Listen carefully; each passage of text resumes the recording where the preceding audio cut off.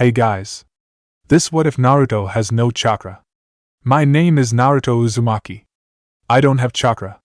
I can't walk on walls, I can't breathe fire, and I certainly can't make a clone of myself. Who cares?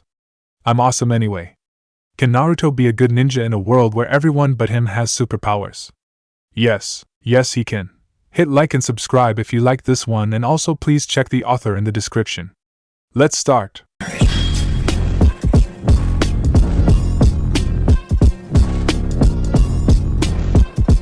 Chapter 1. Only Human? One morning, a very unusual scene caught some attention in the hidden village of Konoha. It all started with an old man, in the merchant district. Some unremarkable fossil in his 60s, with grayish hair and kind blue eyes. He presented himself as a former farmer, now looking for peace and visiting his family in town. He was dressed with poor clothes, and needed a cane to walk straight. He was polite, friendly, and wise. He quickly became a favorite of the merchants there, narrating anecdotes about trees and crops. He could talk hours on how life was at his farm, so much he started a debate with another one that had arrived to sell his products. All over whether pigs were better income than chickens or not. Nobody suspected anything wrong, until the ANBU crashed the party, encircled the man, and slammed his face on the ground, restraining him. It was then, and only then, when the citizens fearfully asked what was happening, that ANBU used a water technique to wash away the man's face. As it turned out, he had dyed his hair white. And used makeup, a lot of makeup. In 10 seconds, the old man left place to a 15 or so years old blonde teen. He grinned ear to ear, and only spoke a single sentence. I'm so going to kill the guy who sold me this crappy hair dye. Oh, and nice work, it took you, 2 days to find me. And no excuse, I left you hints. Nobody truly understood what had happened that day, even if all the citizens of adult age knew the blonde boy as Uzumaki Naruto, the single most hated teen in the country. For civilians, it was all a prank. To the ANBU, it was a humiliation.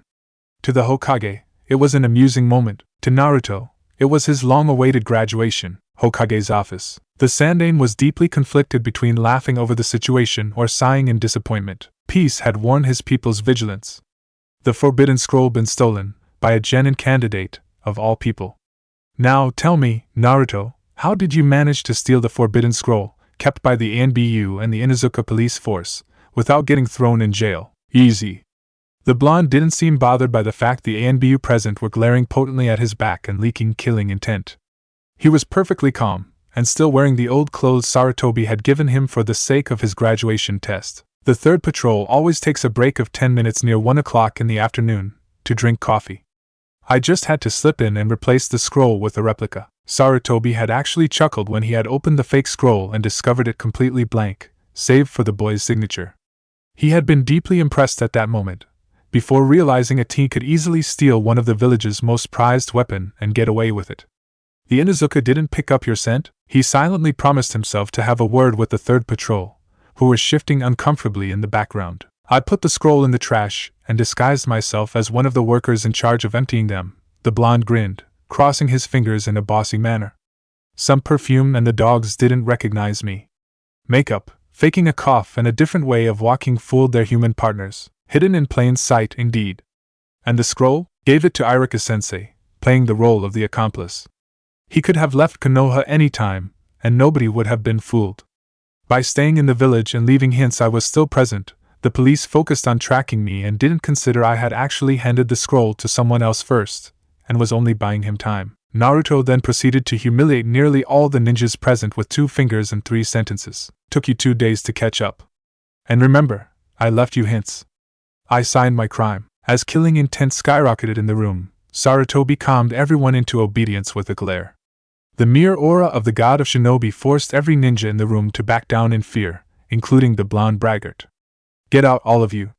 Naruto is mine to punish. In 10 seconds flat, the door closed, leaving them alone. The Hokage stared at the teen. Naruto stared back. After a short silence, they broke off laughing. Too bad I can't see past their masks. Their faces must have been priceless. The blonde chuckled, having dropped his former aloofness. Now we're both wonderful actors, aren't we, old man? I must ask, did you mimic anyone? Sarutobi chuckled. Or was it all yours? The I'm so awesome I can boast you to death anytime moment? The prankster smirked widely. All mine. I did steal a few faces from Uchiha asshole Sasuke. Sarutobi shook his head.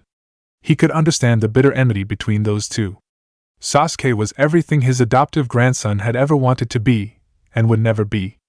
The Sandaime had almost fired the examiner who had proposed putting these two in the same team. True, it was a tradition to put the Rookie of the Year and dead last in the same team for balance, a tradition many had criticized due to the usual bad chemistry between those two places. The resulting tension was sometimes appeased by the middle genin, or ended with teams dissolving. Sarutobi had taken no risk this time. Sasuke and Naruto would be at each other's throat within a day if left together. It was especially problematic since the last Uchiha needed protection, for his lineage had to be preserved. The village's biologists had attempted to safeguard some genetic material to recreate the clan in time, but the progresses in the field weren't important. A living heir able to procreate would have more results. Sasuke Uchiha had to stay alive until puberty, and being in Naruto's team would reduce his lifespan drastically. I must tell you this, Naruto. I am impressed. He hadn't taken the teen seriously when he had assured him that he could steal the artifact without anyone noticing. In fact, the Sandaime had thought it to be an impossible occurrence. Of course, the Uzumaki had always had access to the Hokage Tower, so had more knowledge than most infiltrators. Sarutobi had to convince himself it wouldn't happen again. Then, old man. Naruto crossed his fingers, his eyes full of hope. Does it mean I pass? The tone carried a fear-laden undercurrent. Sarutobi couldn't blame him. The boy had failed the exam 2 times already, and the Hokage was pretty convinced he would have failed again had he taken the usual academy test. Due to his peculiar state, the blonde lacked the latent taijutsu potential the examiners had recognized in Rock Lee, which, combined with his good academic grades, had allowed him to pass and join Madogai's team. Naruto, by all margins, couldn't be a ninja, yet Sarutobi believed in him. He could see the determination, the potential, the sharp mind under the usually carefree demeanor. Naruto would at least be a good ninja, perhaps an excellent one. As such, when the teen had come to him directly for a chance to be judged on the Hokage's terms and not the Academy's program, Sarutobi had tasked him to steal the Forbidden Scroll. The old man hadn't expected his adoptive grandchild to succeed, but he would have examined his efforts and evaluated them at their worth. Oh boy, he hadn't been disappointed. Yes. The word was simple, and Naruto beamed in joy. Yes, you pass. With flying colors. Carefully, the Sandaime took off his own headband and handed it to Naruto. The now genin's face was priceless. It's yours. Mine? You mean like mine? His eyes were wide open.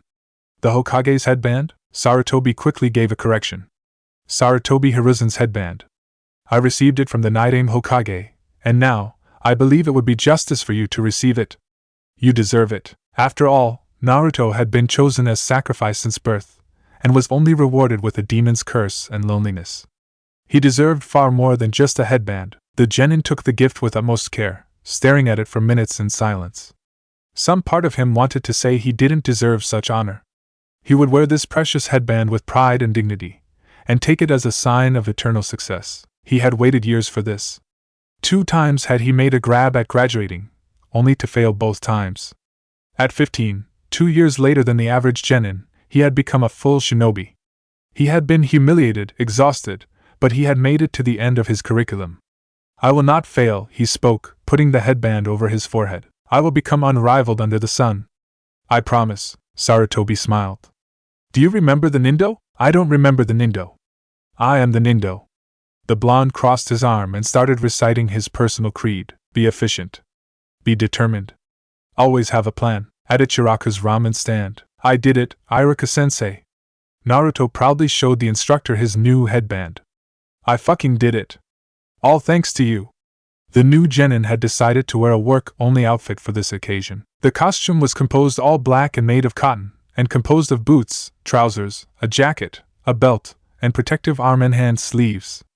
Iruka was aware the outfit had many pockets hidden everywhere, and needed a hood to be truly completed. It was something he had gifted to the boy 1 year ago, as consolation for his second failed graduation. The mysterious, full bag he was carrying, however, the Chunin gave him a warm smile, deeply happy for his student. I didn't do much, he admitted, scratching the back of his neck in an awkward manner. To be honest, Naruto skipped most classes, save for the kunai throwing and taijutsu lessons. Avoiding classes that would not have helped with his graduation at all. What you did it on your own. Naruto shook his head. I couldn't have gotten as far as I did without you, sensei. As Ayam and Tucci came to the bar to hand them free ramen bowls, the blonde smiled at them too. And neither would have I without your support. You're too kind, Ayam grinned widely. I hope you intend to drop by from time to time? If you're on missions, you might be away for months. It was obvious. Naruto liked to deign himself as an infiltration-oriented shinobi, and as such would probably be sent on long-term spying missions. I will return as often as I can, he promised. You're always welcome, as our best customer, Tucci suddenly cut in. And because I like you personally, Naruto was touched.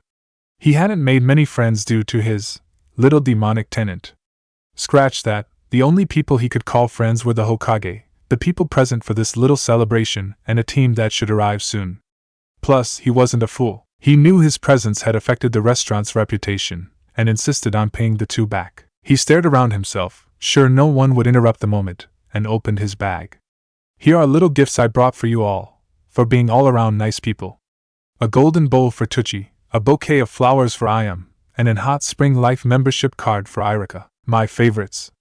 Ayam blushed slightly, humming the perfume.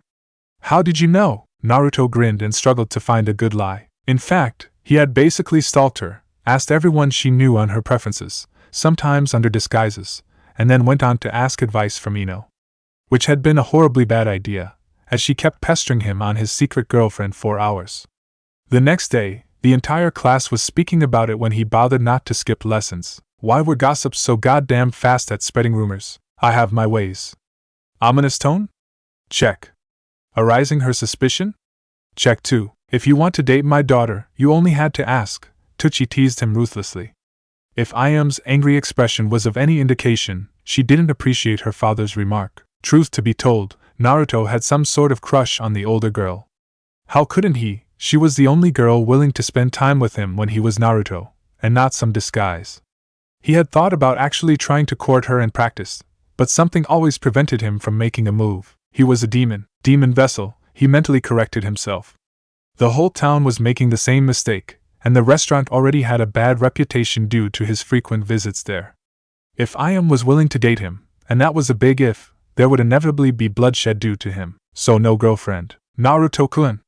A familiar voice caught his attention. A boy in green spandex landed right next to him. Dynamic entry! Rock Lee shouted, completely oblivious to everyone's shocked face, and presenting a thumbs up.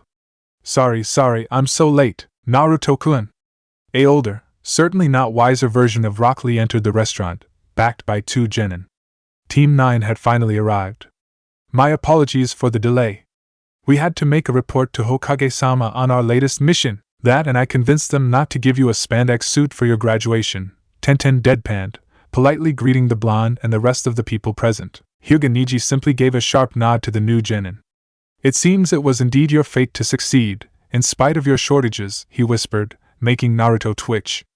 The two had never really gotten along, as Naruto disliked the Hyuga's arrogance and natural talent, finding him to be everything he would never be. That, and his fatalistic beliefs were truly annoying. Of course, it didn't prevent the both of them from having some ounce of respect for the other. Naruto admired Niji's will to succeed, even if he was only considered a slave by the main branch, and Niji had told him he was impressively talented for someone born to fail. It was the closest thing to a compliment Niji could ever give. I must congratulate you for your graduation. Madogai smiled widely, giving the teen the nice guy pose. Naruto-kun, your fires of youth shall shine brightly. Naruto-kun, I expected nothing less from my rival. Rock Lee spoke. Our next spar shall decide our fate. Let's show him our fire, Lee. Yes, Guy-sensei. The scene was followed by a horrible sunset genjutsu set to incredibly bad music. As the spandex monsters started hugging each other with tears in their eyes, the rest couldn't help but cringe.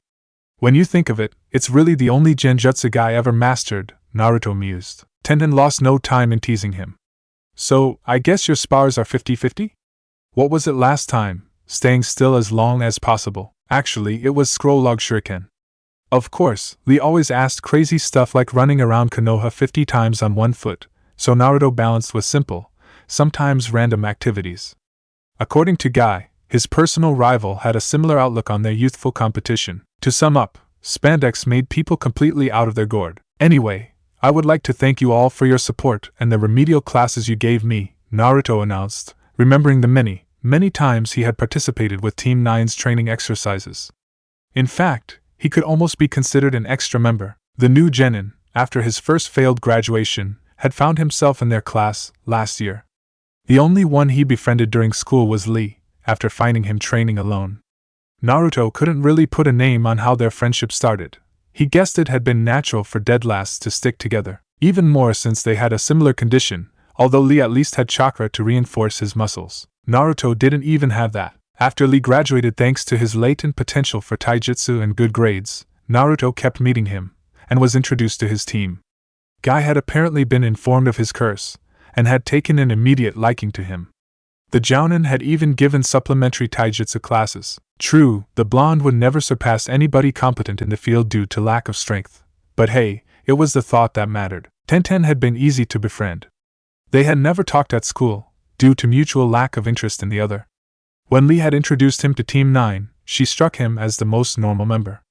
She didn't wear spandex, and didn't have an enslaving seal over her forehead. As she was the daughter of one of the weapon seller in town, he usually met her when he was on errands.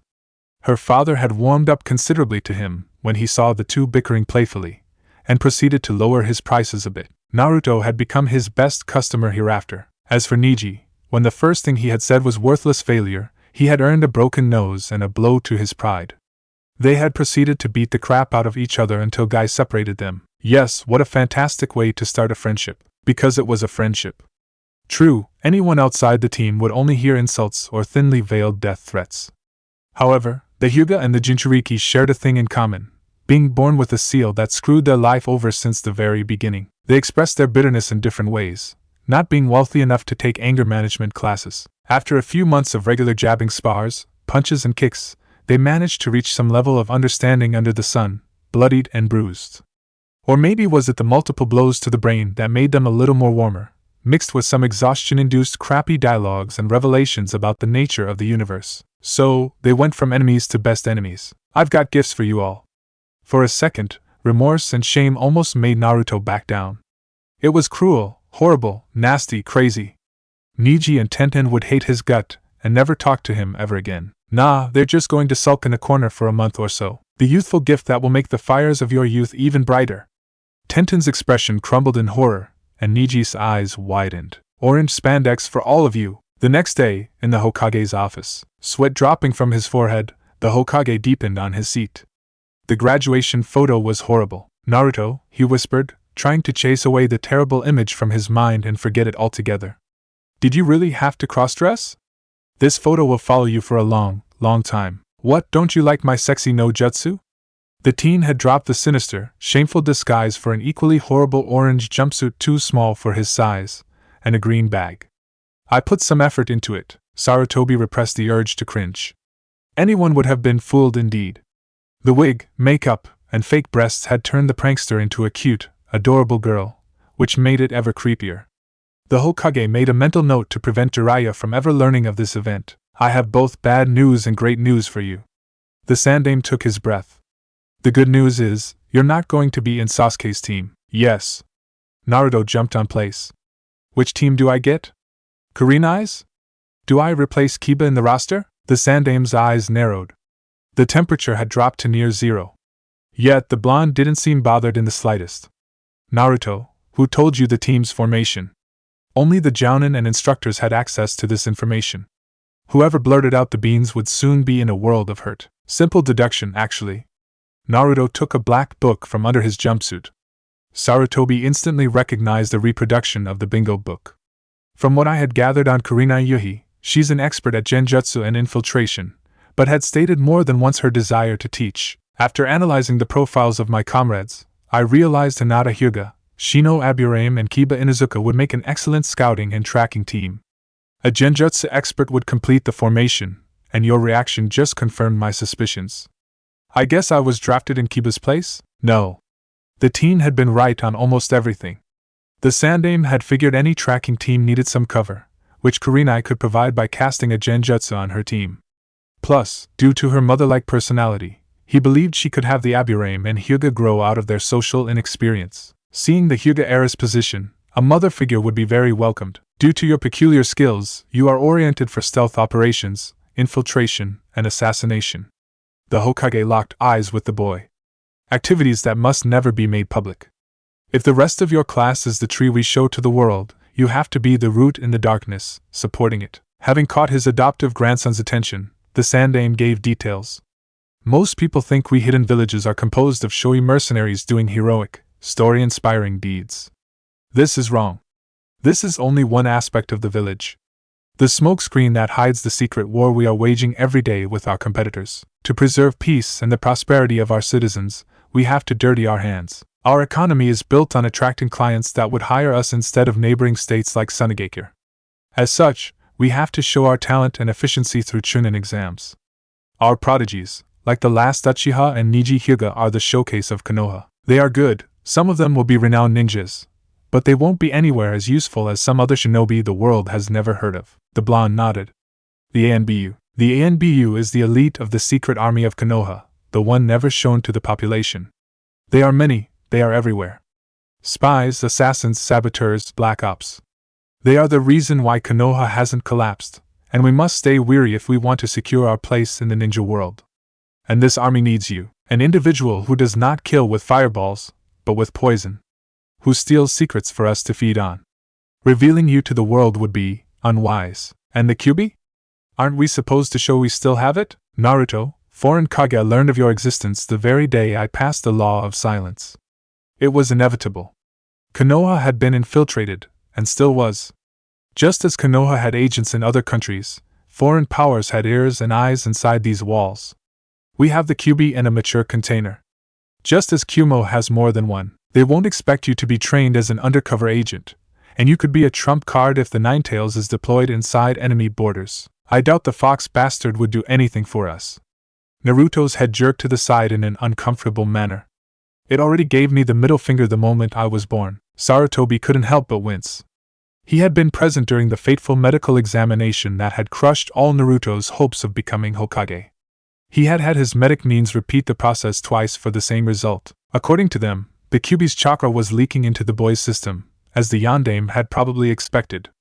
Sarutobi wasn't the best seal master around, Jiraiya having taken the spot, yet he was somewhat familiar with the Uzumaki arrays. Minato had based the dead-consuming seal off of the one Kushina had bore. Like Kushina's, the seal would allow the Kyuubi to help in case of extreme danger for its host, or to start rampages. However, the Kyuubi had apparently learned the lesson well enough. Its chakra had deteriorated the Tenketsu points to complete uselessness.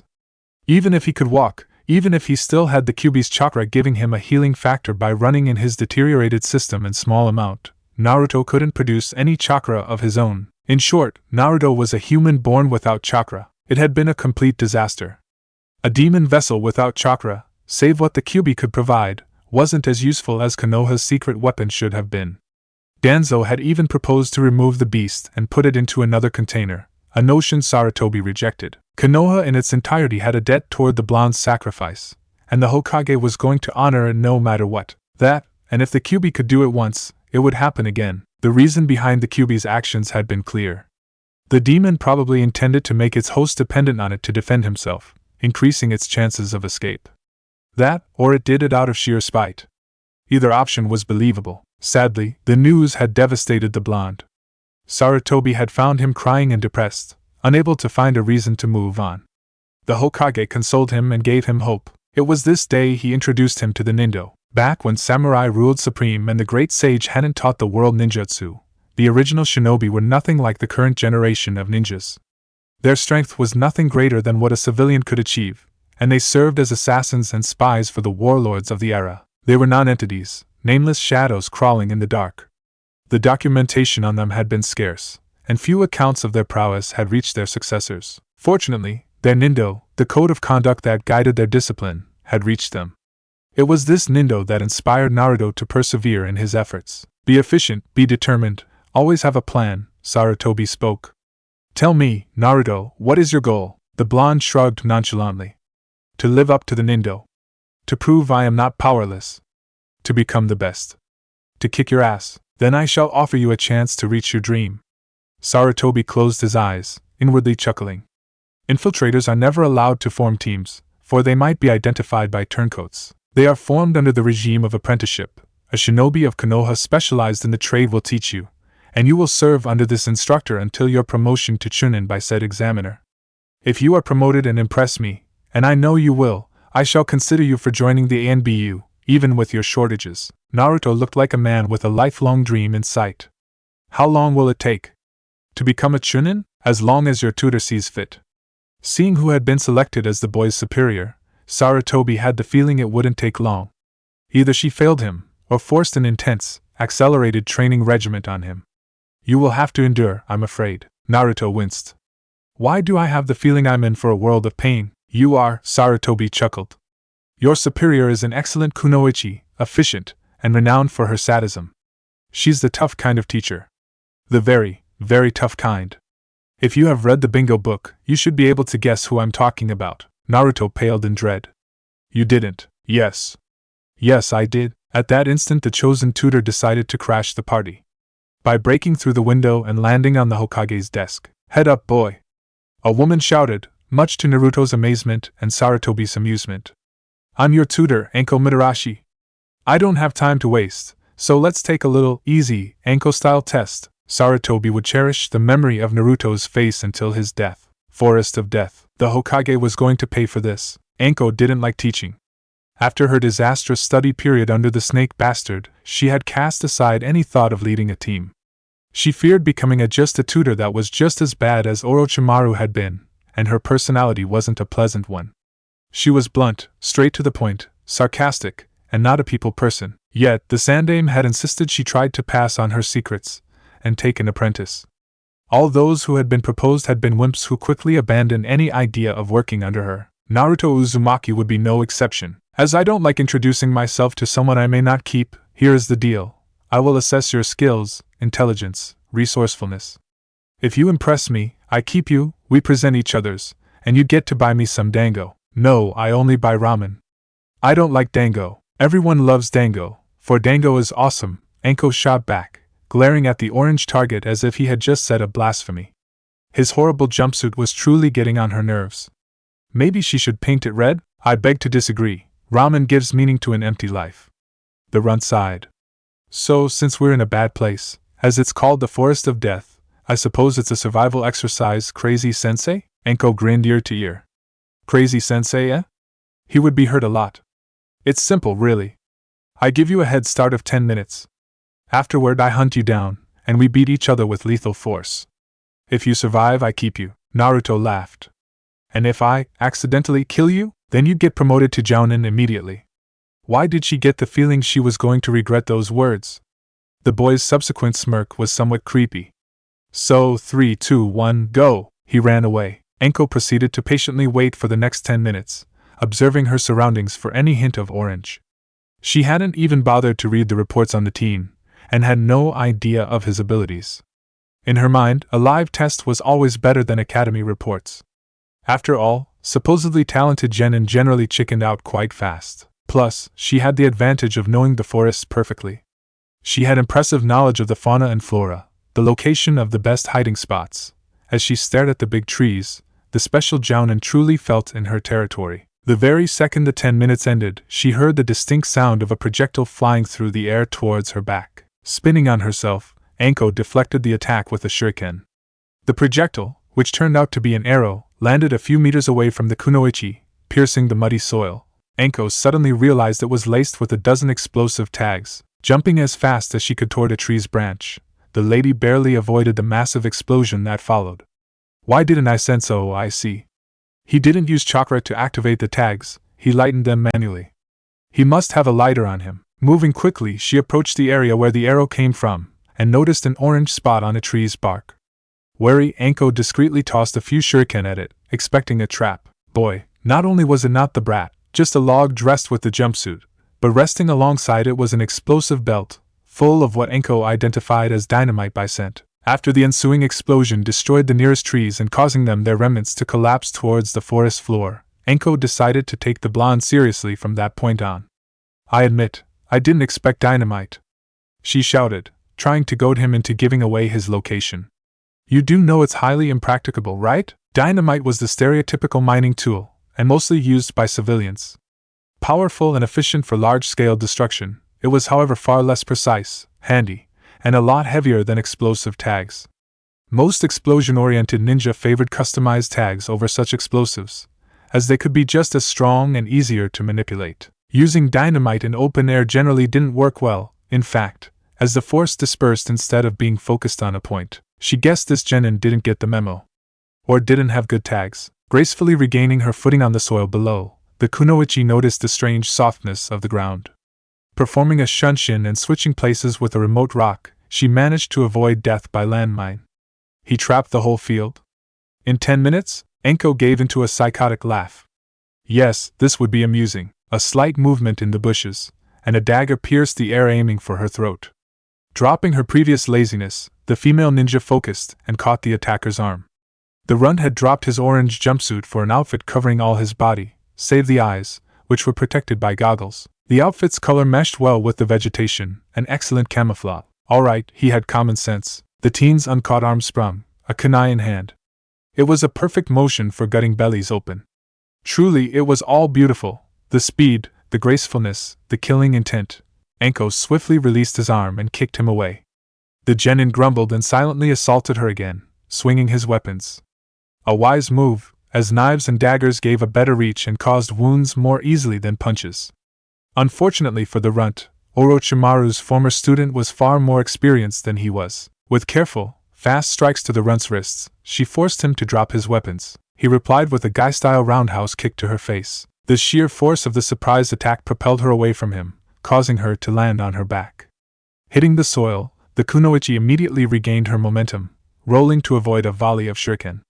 She gritted her lower lip and tasted her own blood. As it turned out, the kick had been powerful enough to draw the first blood. All right, no more joking around, she snarled, taking a drop of the crimson nectar and using the summoning jutsu.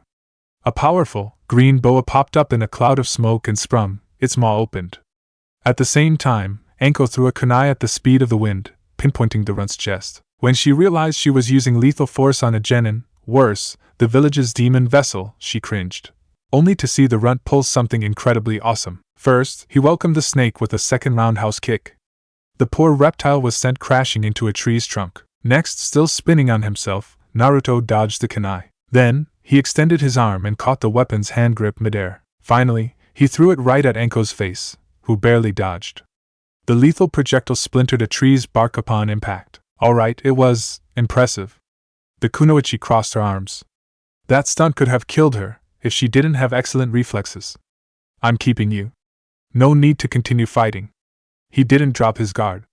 Drop your guard. Sorry, ma'am, I've read your bingo book entry. Since I kicked you in the face, I will assume it's a tactic to gut me until the Sandaime Hokage personally confirms I'm now your apprentice and safe from your bloodthirst. Enko gave into a psychotic smirk. Boy, someday, I will taste the blood from your cute little cheek, and you're never safe from me. Of course, she didn't really enjoy blood. Well, not that much. It was mostly done for intimidation. Now, present yourself completely. Name, likes, dislikes, hobbies, goal in life. The genin shuddered. You're insanely creepy. And I have seen Guy. Well, I'm Naruto Uzumaki. I like ramen, the best color of all, orange, chemistry, weapons, and socializing. I dislike pricks, most bloodline wielders, and laziness. My hobbies are training, pulling pranks, inventing things, botany, blowing up walls, and looking for platypuses. My goal in life? He chuckled through his hood, the sound a mere whisper. Kicking everybody's ass, starting with yours. Enko laughed, amused by the teen's galls. You still have a long way to go. I wasn't fighting seriously. Scratch that, it was a cakewalk. Neither was I. But I admit, in a straight fight, you would have trashed me. He snorted. Fortunately. I never fight straight, crazy sensei. The name is Enko Mitarashi. She was so going to give him a horrible nickname. I like dango, snakes, sharpened kunai, and I'm starting to like you. Somehow that creeps me out even more. I dislike being interrupted, she glared at him, and I like castrating guys. Especially guys who interrupt me. Hint, well and duly noted. I also dislike, well, jerks, orange, ramen, and socializing. My main hobbies are conducting tea ceremonies, and my goal in life is to kill my former teacher with my bare hands. Orochimaru? He cowered at Enko's sudden potent glare. What? Mitarashi Anko's entry in the bingo book mentioned you were his apprentice before he turned turncoat.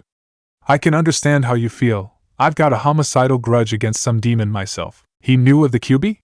Even if a part of her struggled to tell him, he would never understand what she had been trough under the snake bastard. Another, more rational, pointed out he, like her, had had a seal applied to her body, and that ruined most of their career. For all his nastiness and insanity, Orochimaru hadn't chosen her as apprentice for nothing. She had been the top kunoichi of her generation, a child prodigy with a great talent for learning. Under the snake's tutelage she had progressed. She had strived to succeed and surpassed all expectations, until he infected her neck with the cursed seal. The shameful taint forever marked her as unreliable, for Orochimaru could always manipulate it from afar.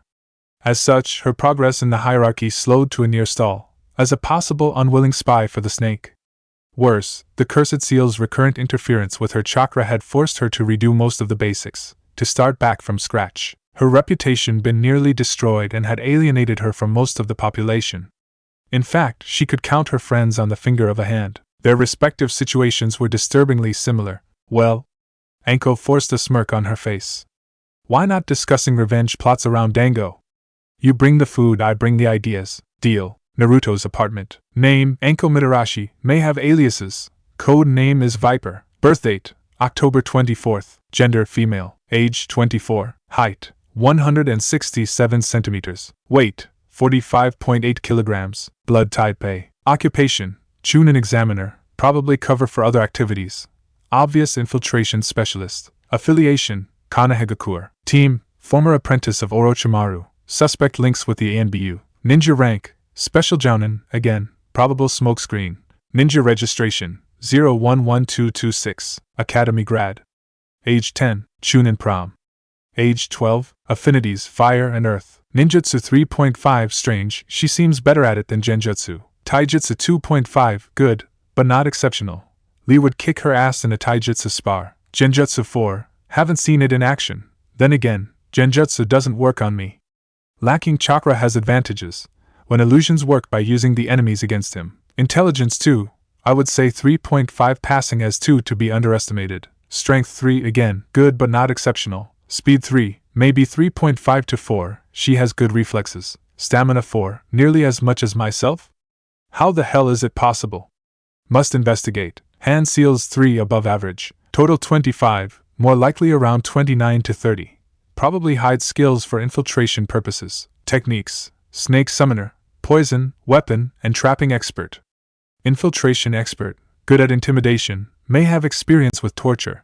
Who the hell wrote this crappy entry and forgot that? Personality assessment, shows hints of sadistic and histrionic personality disorder. Shows extreme lack of maturity. Attention seeker, the fishnet is too revealing, she's letting people see. Obvious bloodlust, probably not faked. May get perverse, sinful pleasure from pain. Must keep distance, and show no wound. May try sucking my blood like a vampire. Probably tactic for intimidation. Or she's a vampire. A female snake vampire ninja hybrid. Useful notes 1. Shows signs of fake cheerfulness. Boisterous facade. Has issues and obsessive grudge against Orochimaru. Must never mention him. Snake fetishist, Dango addict. Must approach Dango stores with extreme caution from now if I want to keep funds. Offer Dango as peace offering, in case of argument, or BR. So mini guy would kick my ass at Taijutsu? Anko asked, making Naruto jump out of his seat in surprise. His chair fell on the ground, along with his pen. How the hell did she manage to sneak up on him, especially so late in the night? It was the time nearly all his traps were activated and kicking. Worse, the kunoichi didn't even look tired or bothered in the slightest. Is it usual for you to break into people's houses? Have you no sense of personal space? Actually, no. Anko sat on the table, next to Naruto's updated bingo book. I'm your sensei, remember? We're going to spend much time together from now on. She gave him a playful, disturbing smile and adopted a sensual pose. Plus, many people would be happy to have a hot woman like me seeing them in the middle of the night. Only sadomasochists. You're goddamn creepy. Sorry, I'm not interested. He glared at her. How did you disable my traps? Boy, I'm the one who invented most of the traps featured in Konoha's books, she boasted. Of course I can disable them. The kunoichi locked eyes with him. Explosive traps on the doors, kunai launchers in the corridors, and you reinforced your apartment's walls and gate with iron plaques. And nobody other than you lives there. I needed space. It hadn't been hard to buy the building. His personal apartment had been allowed by the Sandaime, and the other residents had preferred moving on elsewhere than share the place with the demon vessel. The price of the building had been reduced to a quarter of its former value, and obtaining the place under a fake identity had been easy. As Anko made clear she wasn't going to leave without a visit, Naruto was forced to oblige. While his apartment contained the bare minimum for a living, the others had been developed into different laboratories. One, abandoned, was his former sealing atelier. He had tried to perfect the art, but his lack of chakra and the sheer complexity of the theories behind forced him to give up. For the moment anyway. One was mainly remodeled for chemistry experiments, full of bottles of various chemical concoctions, alongside new types of explosives. Due to the big unpredictability of dynamite, and its tendency to explode a bit too easily for his liking, he had tried synthesizing a new, more reliable substance. His pet project, which he called plastic, still needed improvement, but would no doubt be awesome. After all, IWA did manage to create a variant. His progress in creating detonators had, however, been nearly non-existent. He was tired of igniting his tags with a lighter.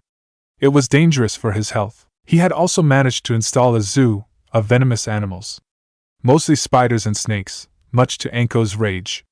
The blonde hoped to import a platypus one day and extract his venom. He had never seen a venomous mammal before. That, and a pet guard platypus would be awesome. Finally, he showed her his wardrobe. I see you have a lot of suits. Anko's understatement made the teen laugh. He had about 14 variants of the black working suit Irika had offered him. Some were customized to allow good camouflage and thermal protection in snow or deserts. He also had a collection of civilian clothes with hidden pockets, fake priest robes, and an impressive number of disguises, alongside nearly every weapon in existence. And makeup. And experimental latex masks that never worked. I have a garden of medicinal herbs, but it is somewhere else, he spoke. There is also my personal study, with a lot of books on subjects going from warfare to astronomy to maps, alongside a collection of paintings I acquired for reconnaissance purpose. That should be all. How the hell did you gather so many toys? Anko blurted in surprise. An orphan like Yusari shouldn't have that much money. And how did you get a bingo book? For the bingo book, I found it in the Hokage's Tower archives when I was preparing my graduation. I read it, and copied it when I returned home. I remembered a lot of details I missed the first time. Anko's face was priceless. I theorized the QB's chakra, outside ruining my life, also reinforced neural connections, giving me photographic memory. That, or I'm just born lucky, the demon vessel then smirked. As for the funds, with photographic memory, it was easy to win large sums in casinos under a fake identity. Counting cards is as easy as breathing. That, and poker was a good training for analyzing people's expressions. If her face was of any indication, Anko duly noted that little tidbit for a later use. I just signed my eternal exploitation. I have invented a new ninja art. He gave her a nice guy pose. Kashjutsu. The pun was so horrible he could hear Anko's teeth grinding against each other. For some reason, it amused him to no end. It seems I will have to update your sheet already, Anko smirked, taking a scroll in her pocket and handing it to him. Here is your official genin degree. Only I and the Sandaime have access to it, until you get registered in the bingo book. Some information will probably be forged in time for greater security. Naruto took the scroll, opened it, and read. Name Naruto Uzumaki. Codename Atlas. Birthdate October 10th. Gender male. Age 15. Height 166 centimeters. Weight 50.9 kilograms. Blood type B. Classification Demon Vessel of the Kyuubi. Affiliation Konohagakure. Team The Wonderfully Awesome Anko-sensei's Apprentice. Maybe Uzumaki Clan. Ninja rank Genin. Ninja registration 012607. Academy grad. Age 15. Affinities none. Ninjutsu 0. Taijutsu 3. Shows Chunin level skills. Genjutsu 0. Intelligence 4. Good trapper. Has common sense tricky. Strength 3.5. Shows sign of extreme training. Speed 3.5. Good agility, momentum and reflexes. Stamina 5. Can pack a lot of blows without showing signs of wounds. Has healing factor, which according to the Hokage only kicks in near death. Hand seals 0. Total 19. Chunin level threat, ruthless, efficient, and tricky. Techniques, excellent at camouflage, trapping, planning. Freakish good aim with a bow and thrown weapons. Experienced knife fighter and good, bastardized taijutsu style. Damned guy. Explosive user. Still has to assess infiltration skills. Who cares about chakra anyway? Poisoned kunai are cooler. Personality assessment. Ruthless, sarcastic, carefree. Shows no problem with attempted murder, may have lack of empathy. Shows some pragmatism and viciousness. Good self-control and patient. Intelligent. Complete opposite of Academy reports. Added notes. Atlas shows a ramen addiction, an obsession with the color orange. Highly competitive. Must kick his ass regularly for the sake of it. Atlas, eh? Nice codename. He bugged on a detail. May I ask you a question before I go celebrate this magnificent moment by painting the Hokage monument in orange? He raised his head. What is this Uzumaki clan? Chapter 2, Orange Mayhem. It first started with Team 10. Chuji hadn't been hard to defeat. Naruto simply gave him a bag of chips laced with sleep-inducing substances, and it was over within a minute. He offered flowers to Ino, under a disguise. They come from Sasuke-sama, he affirmed, as she practically ripped them from his hands. She had inhaled them, and fainted. Shikamaru surrendered, wisely deciding fighting was both pointless and dangerous when Naruto pulled out a knife. Then, Naruto went after Team 8, which proved to be a tougher target. Shino had spotted the infiltrator in less than 5 minutes, asking why he was being stalked in a dark alley. Unfortunately for the Abirame, the blonde had already closed the gap by the time he had finished his statement. The insect wannabe got surprised when Naruto knocked him out with a handkerchief wet with chloroform. As expected, the boy's over-reliance on chakra-draining animals proved to be his downfall when facing a chakra-less opponent. Ambushing Kiba had been a bit difficult, as Akamaru apparently spotted the perfume Naruto used to mask his odor. Fortunately, Kiba's cockiness made him ignore the dog's barking until it was too late. Naruto used the occasion to try his anti-Inuzuka tear gas. The new product, extracted from chili, of all plants, had proved itself efficient in irritating Akamaru's underdeveloped tear ducts. With goggles protecting his eyes, Naruto had fought blind and confused opponents, with predictable results. Hinata simply dropped on the spot upon recognizing Naruto. It was anticlimactic, he whispered upon transporting the girl to the Jounin bar. Then, he went after Team 7. Naruto simply had to pull the same trick he used on Ino to neutralize Sakura. Her teammates were harder to deal with. Keeping Sasuke for the very end, Naruto focused on his last teammate. The guy, called Sai, looked like an average raven-haired guy with black eyes and black clothes and black boots and probably black underwear as well. Yes, he was an emo. As if Sasuke wasn't bad enough. I've just insulted all emos in the world. Naruto, however, discovered 2 creepy elements on the guy. First, he always smiled, disturbingly so, and the genin found nothing on him. No academy report, no family, no background, nothing. As Naruto never ever saw him at school and that the Sandaime placed him on the last Uchiha's team, it was pretty obvious he was either an ANBU or someone equally dangerous. Direct fighting was out of question.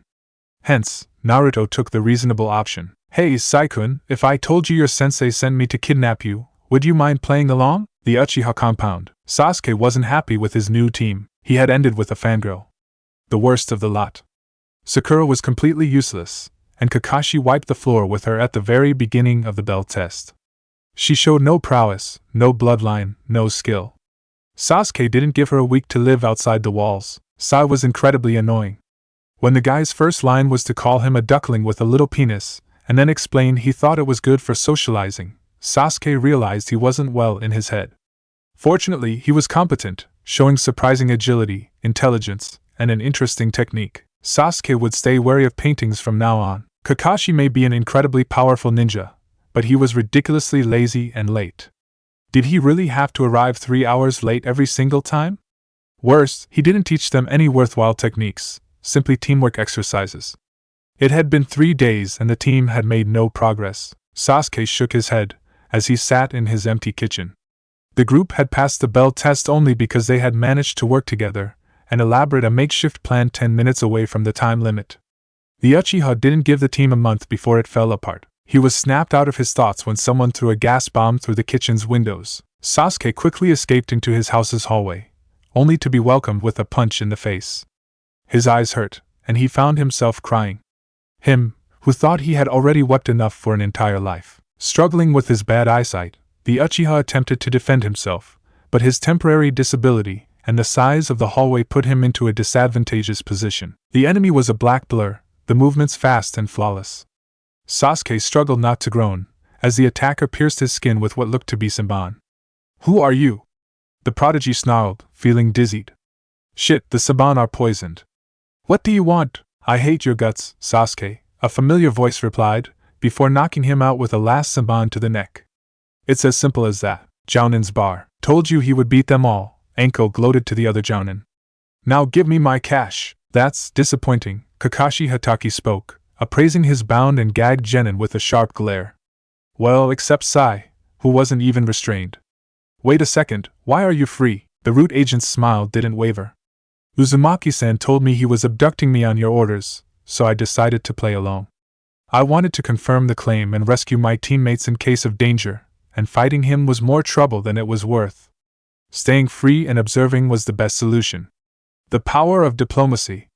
Naruto inwardly mused. "Seriously, Asum-sensei, couldn't you find another bet?" Shikamaru whined at his team commander. The Sarutobi shrugged his shoulder, freeing his other students. "I thought you would defeat him. I was planning on using the money from the bet to invite you three to the city's best restaurant." While Chuji instantly forgave his teacher, Ino's expression was one of pure betrayal. "You, Asuma-sensei, you wagered on us?" "Anko bet Naruto could capture all of you, so each of us wagered our team would be the one to take him down." Kurenai shrugged, freeing the drowsy Kiba. "I didn't expect him to attack you one-on-one. Or deal with you so casually. Good thing Guy wasn't here to bet." Naruto nodded to himself. "Lee would have trashed him, and defeating Tenten would have been difficult. Niji, he could deal with, but the Hyuga's teammates were his worst opponents to fight against. Rock Lee was faster, stronger, and insanely durable. Tenten had a bigger arsenal and had knowledge of nearly all of the blonde's tricks, having helped design most of them." That hurts," Kiba cried, Akamaru growling.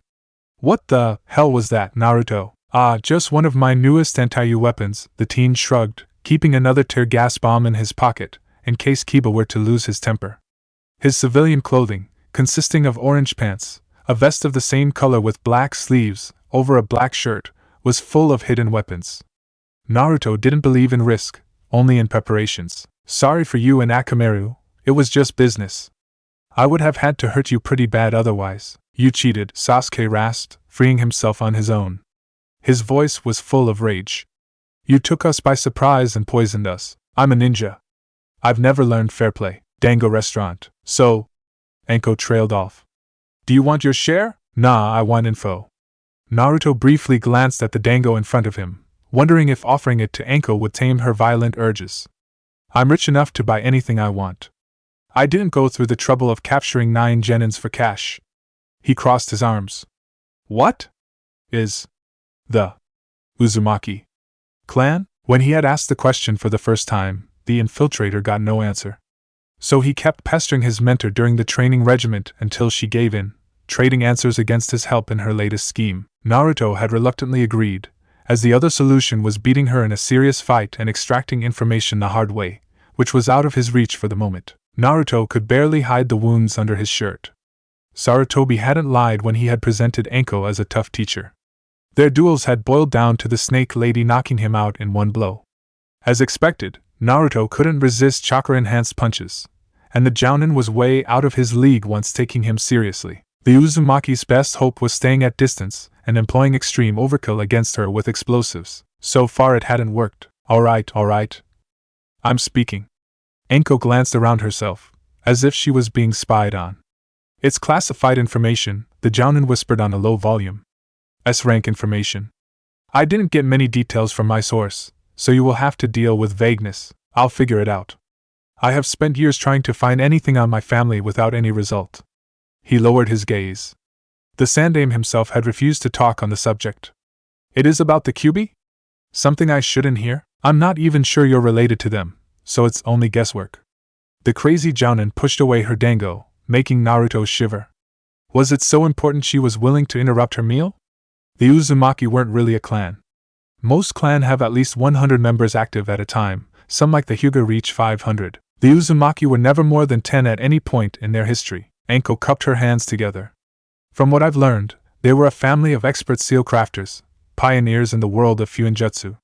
If my source is to be believed, They designed the original arrays used for demon sealing. Naruto nodded. I suppose the yondaime was inspired by their works. He more or less copied them, Enko spoke. Simply understanding their art is already a feat in itself, let alone replicating it. Some of their seals could create artificial whirlpools they commanded to defend their land, the land of Whirlpool. Yes, really original. Never heard of that country. It doesn't exist anymore. Enko shrugged. The land of Whirlpool was a small island with a hidden village called Yuzushiogakure. If the name doesn't ring any bell, it's because it was notoriously isolationist. The Uzumaki themselves were a clan among many living there, if a bit recognizable. One day, back in the era of the Shinobi Wars, the whole country was destroyed. As in, it sank. How? How could it be possible to sink an island? An attack by a demon vessel? Who can tell? The survivors were scattered and most didn't remember how they managed to survive in the first place. I'd bet it was some kind of sealing experiment that went horribly wrong. The country was destroyed, the Uzumaki clan wiped out, and it faded from memory altogether. The arrays causing whirlpools are still active, allowing us to guess the location of the sunken island, and that's all I know. Naruto began to put the pieces of information together. If the Uzumaki did design demonic seals, the secrecy could be justified. Why not inform him of his lineage then? Something was wrong. How did you get the info? From an old friend of mine, living across the sea. I asked for info after my old teacher went crazy. Short story, he gave me something that makes me unreliable in the eyes of Konoha. It's why I've an entry in the bingo book, in spite of not being a missing nin, in case I have to be taken down. I thought sealing could cure me, Enko growled, and Naruto guessed it was a subject not to be opened. You want to meet her? I doubt anyone else would answer my questions. Point taken. Well, I can arrange a meeting with her. I owe you one for making Kakashi drop his perverted book for a minute. Naruto grinned ear to ear. That's why she proposed the bet. The cash was a bonus. And what is the name of this woman? Enko chuckled. I tend to call her Bloody Flower, but she prefers Meitarumi. The teen blinked. Meitarumi? The Meitarumi? The S-rank kunoichi from Kiri? The only person recorded with 2 Kekkei Genkai? And my old pal back in my Chunin exam, Enko smirked. I've kept in contact with her for years. If the Hokage allows me, we could pay her a visit. Hokage's office. Denied. Why, old man? Naruto fulminated. Because you have already been selected for a mission. The Hokage shrugged at his adoptive grandson's crushed expression. Enko simply nodded, accepting the situation. One of the utmost importance. Naruto calmed himself and deepened in his seat. B rank? A rank. The blonde's jaw dropped. You might be surprised I chose a genin to carry out this mission, but the reason is, you have all the skills needed to succeed, and I trust you. Of course, you will be put under supervision. Sarutobi crossed his fingers. You have all met Mizuki, I presume? The academy teacher? Yeah, never appreciated him. Enko narrowed her eyes. I haven't seen him for a while. He has been missing? No, killed. Sarutobi replied. The ANBU was watching over him for months, due to suspicions of betrayal. As it turned out, he was a mole working for a mysterious employer, alongside a fake genin called Kabuto Yakushi, whose current location is unknown. Mizuki managed to trade away something before his client had him murdered to cover its tracks, making it pass as a suicide. The Hokage's face turned serious. Blood samples and documents of the academy's students? Naruto guessed, piecing back the puzzle. I see, he got them during medical examinations of students, or upon giving first aid after physical training. Including Sasuke and Hinata, I presume? It's obvious the mastermind wants to get his or her hands on Kekkei Genkai, or at least analyze them, Enko whispered. You want us to investigate? No. The ANBU and our Hunter Nin division are already on the case. Then this is about the documents. Naruto guessed. What did Mizuki steal exactly? Classified information on the ninjas currently working as the Fire Daimyo's bodyguards, the 12 Guardians. Information which, in the eyes of the daimyo, does not exist. Sarutobi lit his pipe and let the smoke fill his lungs. I believe Mizuki's employer is planning to assassinate our main source of funding, and I have a pretty good guess why. Sarutobi lowered his head. In 1 week, the Fire and Wind daimyos will have a summit in the Land of Rivers, and will sign a treaty confirming our country's alliance by strengthening our economic exchanges. Mizuki's employer, a hidden village most likely, probably intends to have our daimyo killed before it can happen. We need to capture the assassins to learn their affiliation. Since changing or increasing the escort would alert the employer, Konoha is aware of the scheme. This leaves us with one solution, Naruto whispered. Infiltrating the summit. Yes. You will serve as support for the ANBU officially deployed and try to assure the safety of the daimyo. Sarutobi blew out a cloud of smoke. I want you to focus on the investigation. Try finding who the assassins might be working for, what are their means. Check the food and drinks, the background of the staff, everything. The danger will end after the summit, or so I hope, but meanwhile you will stay under the radar. 2 of our operatives will serve as backup. The Sandaime locked eyes with Naruto. As this is your first mission as infiltrator, you will be asked to carry on the simplest, less dangerous tasks. You will obey every order given by the other operatives. Understood? Understood. Do I have the authorization to use untested yet lethal weapons in case things go horribly wrong? Please, I don't micromanage. The third training ground. Lower, faster, target the eyes. Anko's words resonated in the meadow, as they continued their knife battle. The breasts work too. The neck is the easier target. The jugular, cut the jugular. Believe me, I'm trying. You're hard to kill, crazy sensei. While Naruto was proficient with a knife, he couldn't match Anko. Worse, she wasn't attacking, simply defending, as if her student was a minor annoyance at best. He attempted to kick her legs to make her trip, without any effect. Smart move, Anko noted, disarming him with a precise swing. You're good. With enough time, you may become a challenge. Nice, except, how am I supposed to keep up? You use chakra to increase your speed. If you have a better reach and corner me well, my speed won't be enough to defend myself effectively. Think like a predator student. Attack the prey at its weakest. Flank, kill, and don't speak. Be silent and target the vital areas as soon as possible. Naruto frowned. Jackass, I heard you coming. Get out of the bushes. The person grumbled, and obeyed. The blonde instantly recognized him. Sasuke, what are you doing here? The Uchiha glared at him, and took the time to politely nod at Anko. I want a rematch. Straight fight this time. We're ninjas, we never fight straight, Naruto sneered, Anko staring at the scene in silence. If you can't understand that, you better drop your current job and turn civilian, bastard. Sasuke scowled, managing to keep his calm. Why do you hate me? That struck a nerve.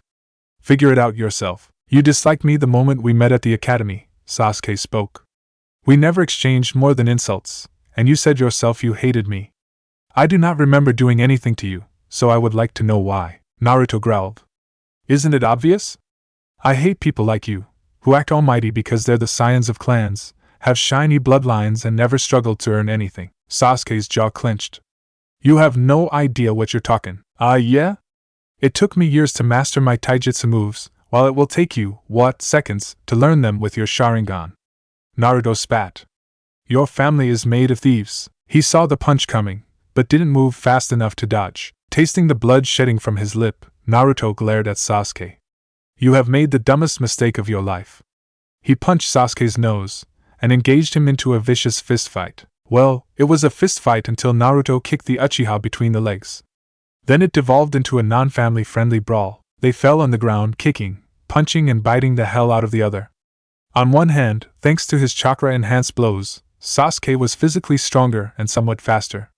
On the other hand, Naruto had far more experience in brawls and kept his ground. Upon awakening, Naruto found himself bound and tied to a stump. He glanced around himself, and locked eyes with Sasuke, trapped in a similar position. Anko was observing them with a serious expression. Hey, crazy sensei, release me. No. The snake lady narrowed her eyes. You two are going to stay there until you're calmed. And don't make the wounded puppy eyes student, I invented the trick. Naruto sighed as she left. I hope you're happy, bastard, he whispered to his fellow prisoner, for you to accept the truth. You belong to a clan of leeches, the Uchiha sneered. You aren't the only to have had it rough. Oh yeah? I'm born without chakra. I'm never going to breath fire like I've seen you doing. Sasuke's face was priceless. What did you expect? Yes, I spied on your training. I wanted to take you on long before Anko asked me to. To prove myself I could beat you in spite of my shortcomings. Sasuke's stare turned dark. Naruto didn't manage to read his stoic expression. I see. No, you do not see. You cannot understand. Sasuke took his breath. I understand, because I have a similar goal. He stared into the horizon. There is a man I want to kill. Someone I fear, Someone so strong an army isn't enough to stop him. Naruto understood immediately. Your brother? He isn't my brother, Sasuke spat with anger, immediately calming himself thereafter. That man is a monster. A psychopath who massacred his own parents, and left me alive because I wasn't worth his time. The bitter tone left Naruto speechless.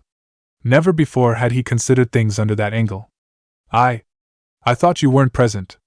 Info on the massacre has been scarce. I was present, and too weak to make a difference. Sasuke narrowed his eyes. Run, foolish brother. Cling to your life. Hate me. One day, you may be worth the time of a day. He told me that, and I survived. I trained, and endured, vowing I would avenge my family one day. He stopped. Why am I telling you this? You never had a family to lose. While the last jab hurt, Naruto ignored it and focused. Well, I guess it's the tiredness that freed your tongue. With a thrust, the blonde let the restraints fall, much to Sasuke's shock. The orange genin laughed. What can I say? I'm good at escapes. He walked away to recover his knife, still laying on the ground. Now let's cut your ropes. Once done, the Uchiha let go a shiver of happiness. So what? So do you want your rematch? Sasuke for once smiled. Ichiraku's friendship at first punch? I am blinked. Pretty much, Naruto shrugged, whereas Sasuke simply snorted. Think, I am Chan. You and Tuchi-san are the only people that haven't, at any point in your life, kicked my ass. Even the old man got around it. I believe I have sadomasochistic tendencies. Both the waitress and the Uchiha shuddered. Not in that way, damn it, you will have to forgive me if I have doubts, the waitress replied. Hard to blame her. Both genin looked like hell. You do enjoy getting hurt. It helps build pain tolerance. He searched into one of his pockets, finding his modified military pill. Swallowing it, Naruto ignored the bitter taste and Sasuke's inquisitive gaze. I can't freeze in pain mid-battle. I've tried using morphine and it ended badly. Cut myself without even realizing it. I am shrugged, muttering curses under her breath. The Uchiha glanced at Naruto. It's not a normal soldier pill. You think genius? It's one of my self-made customized brands. It speeds up the activity of my cells, curing in minutes damage that would take hours to heal. Side effects include an increased need of nutriments and limited hypoglycemia. aka, I starve and I need to eat. He swallowed his ramen. Standard soldier pills have better results, but unfortunately don't work on me. Yes, it sucks. Actually, not that much. Naruto hadn't been entirely honest with Anko. Most of his funds weren't gained by cheating at poker, but by selling new brands of medicines to civilian companies. The genin had then proceeded to become a key investor of a large, reliable firm, which indirectly paid for most of his expenses. I see. Don't you see medics? They may have better results, although I doubt they could fix your ugly face. I hate medics. After all, they were quite rejoiced upon outlining his special illness to the Hokage. I prefer to depend on myself in a battle. Call me a loner if you want, but it's how I am. I don't go to hospitals any time I'm crying, unlike a certain someone. Sasuke nodded, willfully ignoring the last jab. He understood the blonde, having a similar work ethic himself. You would be a good hunter, Nin. Naruto appreciated the compliment. I would, if I could run as fast as most ninjas. Nah, I'm gunning for the ANBU. The Uchiha blinked. The ANBU? Yep, it's impossible to enter it with my particularity. Who cares? I'll make the impossible possible. I will make the world give up on making me give up. He smirked at Sasuke's astonishment. What do you want? My motto is be efficient, be determined, always have a plan, Sasuke snorted. My own is shorter, kill him. I'm going to enjoy saying this, you aren't going to succeed.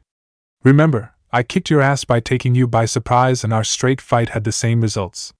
Yes, I used tear gas each time, but frankly, don't expect he who must not be named to fight fair. I would love to improve, but my teacher is incompetent and my team weird.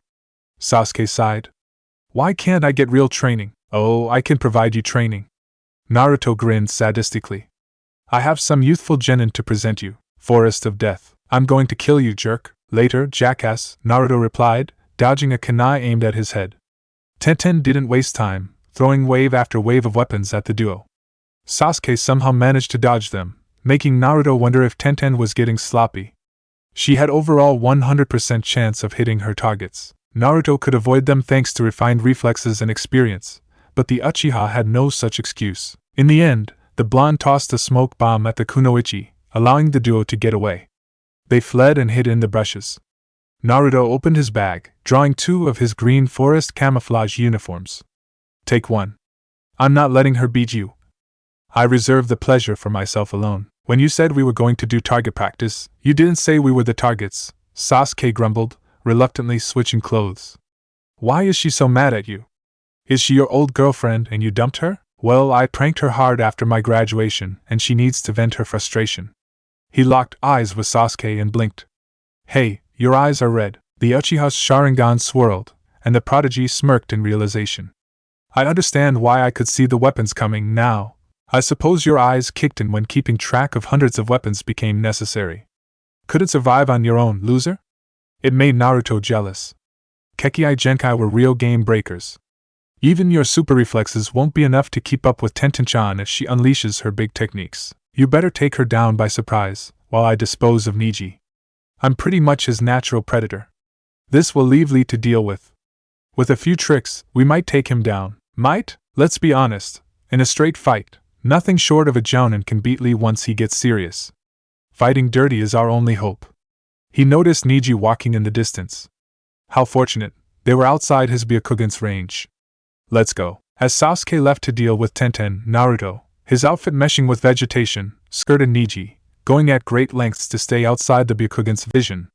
Once behind the Hyuga, Naruto seized the kunai, strapped it with explosive tags, lit them with his lighter, and aimed at Niji's head. As expected, the gentle fist prodigy saw the sneak attack coming and dodged, leaving the weapon to destroy a nearby tree. Your tricks are getting old. Nare Niji shut his mouth. The blonde closed the gap between them. The teen's punch barely missed, engaging the Hyuga in close combat. Of course, this was suicidal. The Hyuga's style was feared for a reason, and engaging them in taijutsu duels was begging for a trashing. With a few strikes, Niji could cripple a ninja's chakra circulatory system, turning enemies into paraplegics. Too bad for him, Naruto's Tenketsu never worked to begin with. Niji's entire fighting style was centered on depriving the enemy of chakra. Of depriving one of something Naruto never had and lived without. He was, to put it bluntly, the worst opponent for a Hyuga to face. Save the Kaiten, none of their techniques could harm him. Of course, Niji wasn't dumb enough to rely only on his Byakugan. Guy had taught him a variant of the gentle fist to defend himself, adding in versatility. This fighting style focused on targeting the pressure points of a body and the nerves, which had the potential to immobilize an opponent. Unfortunately for the Hyuga, he wasn't as proficient with it than with the gentle fist, and lacked Naruto's superior physical strength. Niji was a speed demon, good at dodging and unleashing fast, precise strikes, but had little strength and endurance, even with chakra. One punch from the blonde would knock him out cold. I've heard you humiliated Hinata, Niji whispered, going for the neck. Naruto dodged, listening to the noise in the background. Apparently either Sasuke or Tenten had brought explosives. The Hyuga are in uproar. Some say this is unforgivable. Kicking your butt regularly wasn't enough to piss them off. Niji didn't take the bait and stayed focused. Crap, why don't you go into stupid rages anymore? If you say anger management classes, I give up. I guess I learned the lesson. Niji executed a roundhouse kick. Naruto lowered his torso, avoiding the attack. Hanabi was crying for your blood. If she's weaker than you, which is a feat in itself, I've nothing to fear. Let them come, I can beat the whole Hyuga clan by myself. Naruto caught Niji's wrist. The pure horror on the Hyuga's visage was priceless. Face it, blank eyes, you've lost. Pulling Team 9's genius closer, Naruto smashed his fist into his nose. The blow was brutal enough to knock Niji out. Well, that was short, Naruto muttered under his breath, his head tilting to the side. A very bruised Sasuke was walking forward, carrying an unconscious Tenten in his arms. If the cuts on the Uchiha's skin were to be trusted, it had been a close call. Who brought the explosive tags? She did. I used a fire jutsu to counter them, and managed to knock her out from behind. Sasuke deposed her on the ground and massaged his neck. This leaves the spandex guy, right? Don't worry, he will announce his presence. Dynamic entry. Naruto shuddered. Speaking of Lee, why hadn't he shown himself? The crazy genin wasn't the kind of guy to leave his teammates at the mercy of anyone. Naruto get his answer when Lee was tossed at their feet, defeated and unconscious. Then, a grinning, friendly ninja landed in front of the duo. Dynamic entry. Anko chuckled, cracking her knuckles. Want a real challenge, student? "Oh shit," was the only thing Naruto found the strength to say. In the end, the rematch only lasted a minute. Enko used her chakra to move at incredible speed, faster than Naruto's own eyes could follow. He barely had the time to blink when she closed the gap between them, threw him on his back, and pressed a kunai against his neck. A serious Enko was a terrifying opponent indeed. After she ordered them to leave, Sasuke and Team 9 wisely decided to obey. Not that they didn't hesitate to rescue their rival. The blonde simply said he would be fine and used to it. "You look like a beaten puppy," Enko told him bluntly as she helped him stand. "Do you hang out with guys' team that often? Their training regiment is hellish." "It's nothing like yours," Naruto shrugged. "I figure you have a good reason to interrupt our session? How long have you been spying on me, outside of congratulating you for making the Uchiha open to you?" "Yes." Which confirmed it. She had been spying on them all along, and Naruto never sensed her. Frightening. She searched under her jacket and tossed Naruto a letter. "Here is the biography of your alias, with forged documents. You better get into the role." "I'm a consummate actor," the teenager replied. "And the operatives?" Enko grinned, as two people walked toward them. Naruto carefully examined them with a sharp glance. The first was a sick-looking man with brown hair and eyes. His skin was pale, and the dark markings under his eyes implied recurring insomnias or troubled sleep. The way he was moving put Naruto on edges. The guy was deliberately attempting to appear sloppy, but the way he was carrying himself clearly told Naruto he wasn't as frail as he pretended to be. The man had opted for gray clothes, befitting of an average civilian. The second operative was a woman, with long, beautiful purple hair reaching her waist. It would be impractical in fighting situations, for an enemy could grab them, but Naruto had the distinct feeling it was intentional. Faking a weakness to control the pace of a fight. Her eyes were as black as night, her skin pale, her lips red and sensual. The typical infiltration kunoichi. "Atlas, meet Gecko and Cat." "Gecko, Cat, this is my apprentice Atlas." Charmed, Naruto bowed slightly. "The pleasure is all mine," the woman softly replied, whereas the man gave the blonde a sharp nod. "Viper spoke highly of you." "Really?" Enko scratched the back of her head with a grin. "I don't remember. Anyway, we're leaving tomorrow, so you better say goodbye to your pals, student." "Of course," Naruto replied, mentally running a checklist of people to inform. Land of Grass. After crossing the bridge, Kabuto finally caught sight of the base. The iron, gray, massive facility was big enough to house multiple installations, the genin thought as he approached it. The organization had invested millions to build this research center, hoping to mass-produce super soldiers, away from the inquisitive watch of the hidden villages. Kabuto stopped in front of the main gate, holding his briefcase with utmost care. He had gone through much trouble to secure these blood samples, and his bosses wouldn't appreciate it if he were to lose them. If Orochimaru liked the medic enough to offer him a second chance, Sasori had no tolerance for imperfection. "Welcome home, Kabuto-san," Kimimaro politely welcomed him. The Kaguya looked a lot healthier than the last time the medic had met him, on an hospital bed. The latest operation might have finally cured his tuberculosis. "Orochimaru-sama is waiting for you." Following him inside the gray, dimly lit corridors of the facility, Kabuto couldn't repress his curiosity. "I see you feel much better. Science team succeeded in curing you?" "The serum distilled from Karen's blood had results," Kimimaro replied coolly. "Science team has hopes of mass-producing it in time. The process is currently too costly." "And Karen herself?" "The process is painful, but her loyalty to Orochimaru-sama is greater," he shrugged. "Oh, so they haven't put her in a test tube yet," Kabuto mused. Then again, her blood was the only useful thing about her, alongside her sensor abilities. He wouldn't be surprised if their bosses suddenly decided she would be better as a guinea pig than free. They entered a large blue hall, illuminated by electric lamps above. It was equipped with 9 screens, multiple computers, and chairs. Kabuto's 2 bosses were waiting for him. "Welcome home, Kabuto-kun," Orochimaru smiled, his yellow eyes moving from the spy's face to his briefcase. The Song Sannin was elegant, with his yellow ensemble, tied by a purple ribbon. "I see you succeeded in your mission." "Congratulations." "Of course he has," Sasori grumbled with a gruff voice, waving his iron tail.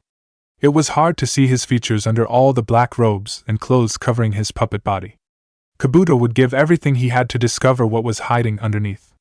"I wouldn't have had him blow his cover for nothing." Kabuto nodded and opened the briefcase, revealing 5 bottles of blood with names written on them.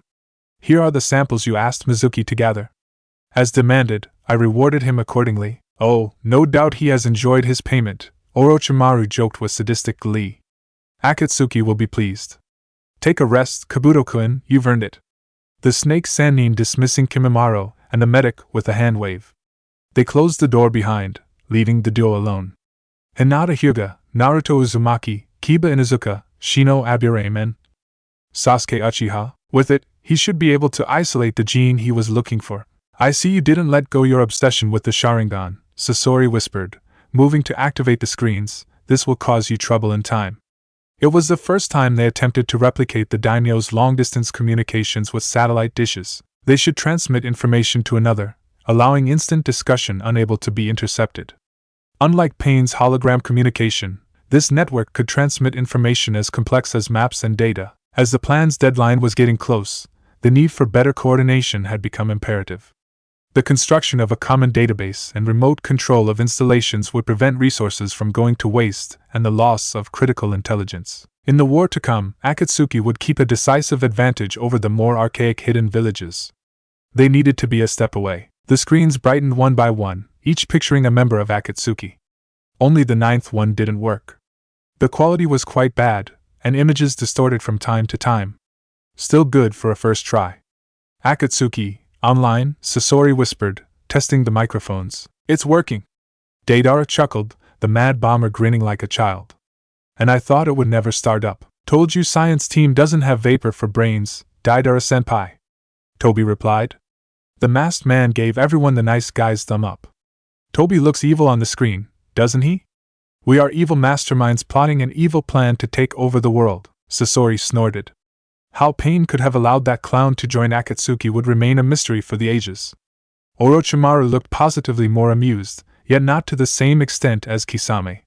It would be even worse if we used a uniform, the shark man chuckled. Why not a black robe with red clouds on it, giving a way for hidden villages to identify us? Yes, marvelous idea, Kakuza deadpanned, rolling his green eyes. The bounty hunter was a consummate professional, in stark contrast with the more easygoing members. Nobody should be aware we work as a single organization, remember? Enough. The voice was faint, a mere whisper, and yet enforced full silence. Leader's bright eyes locked with Orochimaru's. The snake Sannin didn't falter, in spite of the enormous difference in power between the two. We will begin with your report, Orochimaru. Kabuto safely brought the samples of Konoha's most promising genin to us, after disposing of Mizuki. The Sannin didn't like loose ends. Mizuki would have talked if captured, and didn't bring the organization any benefit. He wasn't even worth being turned into a test subject. With Itachi's genetic material and his brothers, reproducing the Sharingan is within our grasp. It has been 2 years and science team never made any progress, Itachi spoke, his Sharingan blazing like an inferno. Orochimaru was secretly aware the man's sight was deteriorating, which entertained the Sannin to no end. Why should it be different with my worthless brother's blood? He had a point, even if the snake hated to admit it. Itachi's sperm and blood samples hadn't been enough to clone him, as the process was still imperfect. Artificial insemination of abducted women had given birth to complete failures, as none of the children created exhibited the Sharingan gene. Like with Kimimaro, the lack of other clansmen didn't allow the organization's scientists to isolate the gene. Orochimaru believed he could, within a generation or two, succeed at creating a healthy clone of Itachi or produce a new Uchiha breed. Unfortunately, he didn't have that much time. Leader wanted results, and patience wasn't his main virtue. The plan's deadline was getting close, and an army of mass-produced super soldiers, loyal to Akatsuki, would secure the organization's domination over the world. Orochimaru almost regretted staying with the organization. He wasn't happy to report to anyone, and being forced to work on a few subjects he personally disliked. Fortunately, Akatsuki balanced the disadvantages by giving the Sannin access to unlimited resources and funds, knowledge beyond his capabilities, and many interesting test subjects. As a bonus, Sasori was a good fellow to hang with, and a scientist nearly as competent as his partner. Of course, Orochimaru would still backstab him within the year. The Sannin was biding his time. The organization would allow him to attain his goal much faster than on his own, and he had secretly started the construction of Otogekure. With the blood samples, the only reason he was still in Akatsuki was the help they would provide in the destruction of Konoha. With your brother's genes to complete the DNA sequences, Itachi-kun, isolating the Sharingan gene should be workable. The enzymes produced by the curse seal can transmit it to human subjects, allowing the creation of a backbone force within 2 years. The plan's final stage is scheduled to start in 3 years, Setsu pointed out, his two voices echoing. The most mysterious, yet versatile, member of Akatsuki rarely talked in meetings, except to give his own report. This gives us plenty of time. I'm afraid the schedule may have to be advanced, Itachi cut in.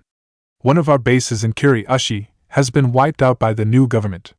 All the staff is presumed dead or captured. Again? That's the third time since Tarumi's takeover, Sasori rasped.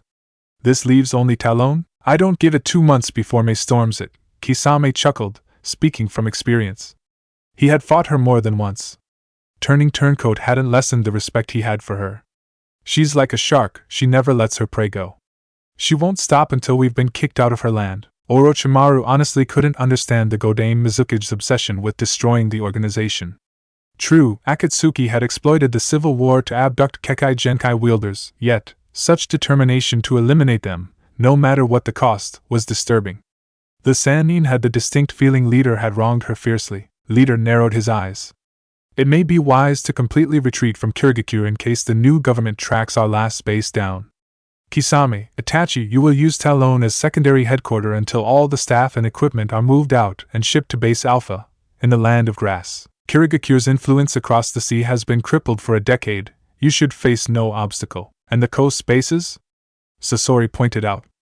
Kiri may locate them, and they won't have enough firepower to resist a flotilla. Considering Tarumi's grudge, I have little doubt the Hidden Mist will take actions in zones outside its jurisdiction. I have no fear security will deal with isolated agents. A flotilla near the coast could threaten Konoha and cause a diplomatic accident. I have taken dispositions to prevent such a risk. We have nothing to fear. Leader locked eyes with Itachi. Talon will be active as long as we haven't secured the Sanbai. How long will it take for you to capture it? 1 week, the Uchiha replied. We have located its hideout, and a container has been selected. One loyal to Akatsuki, went unsaid. Good. Sasori, as explained in our latest meeting, the petroleum extracted from the land of Earth proved itself a far more efficient energy source than batteries, Sasori added. We have already shipped most of it to the land of Iron, with our new generators. The new fuel should secure our technical superiority over the 5 nations when we start the plan, Kakuzu nodded. I have received your package. Our factories have increased the production by 50%, and the land of Iron's leadership has been dealt with. Zetsu smirked savagely, showing his white, sharpened fangs. The daimyo was tasty, Orochimaru grinned back. So Konoha and Kyumo are next? I shall deal with Cloud and personally, Leader cut in. Suna will take care of Konoha for us. Next subject, Haiden. As duplicating his immortality jutsu has proved itself impossible, I have been using him as a test subject for the new brand of Cursed Seal, currently with an assessed 100% chance of killing the subject. Orochimaru chuckled. The results have been impressive. I am sure Haiden will be an efficient bioweapon once deployed against our enemies. Keep him restrained under the research center until we have use for him. We can't have a superpowered lunatic running amok unless we want him to. Conan, Hanzo's remnants have been crushed. Amigekyo is ours now and forever, Leader. Orochimaru was almost surprised she could talk. This woman never spoke, unless commanded to. Somehow, her face was vaguely familiar to the Sannin, even if he couldn't put a name on it. Perfect. Deidara, Toby, you will go to the land of rivers and proceed with our next operation. Lit the fires of war anew. Yes. Stuff blowing up, Deidara-senpai. We're going to redecorate the daimyo's ballroom, with tomato juice. A pause. I'm off my meds. Shut up, Toby. It's not stuff, it's art. Sasori looked downright murderous, throwing away all composure. This is the stupidest thing you have ever said, Deidara. Art is everlasting, not ugly. Take that back, Orochimaru. The Sannin straightened up, Leader's chilling tones silencing the bickering artists. You and Sasori will oversee the transfer of Kiri's staff to our bases in the Land of Grass. Take the time to send me the psychological reports of the Kyuubi's container, so I can update our bingo book. Orochimaru decided he couldn't let the opportunity to destroy Konoha pass. I would like to take over our operations against the Hidden Leaf, Leader. I have a score to settle with the old senile Hokage. You have my authorization and my blessing. The rest of you will continue with their former missions. Leader shrugged. I look forward our next meeting. Akatsuki, offline. The screen's shut down. I better get going, Sasori. The faster Konoha in ruin, the better. Orochimaru exchanged glances with the puppeteer, upon closing the door. See you around. Once convinced he was alone, Sasori reactivated the connection. The picture of Pain's face appeared on the screen.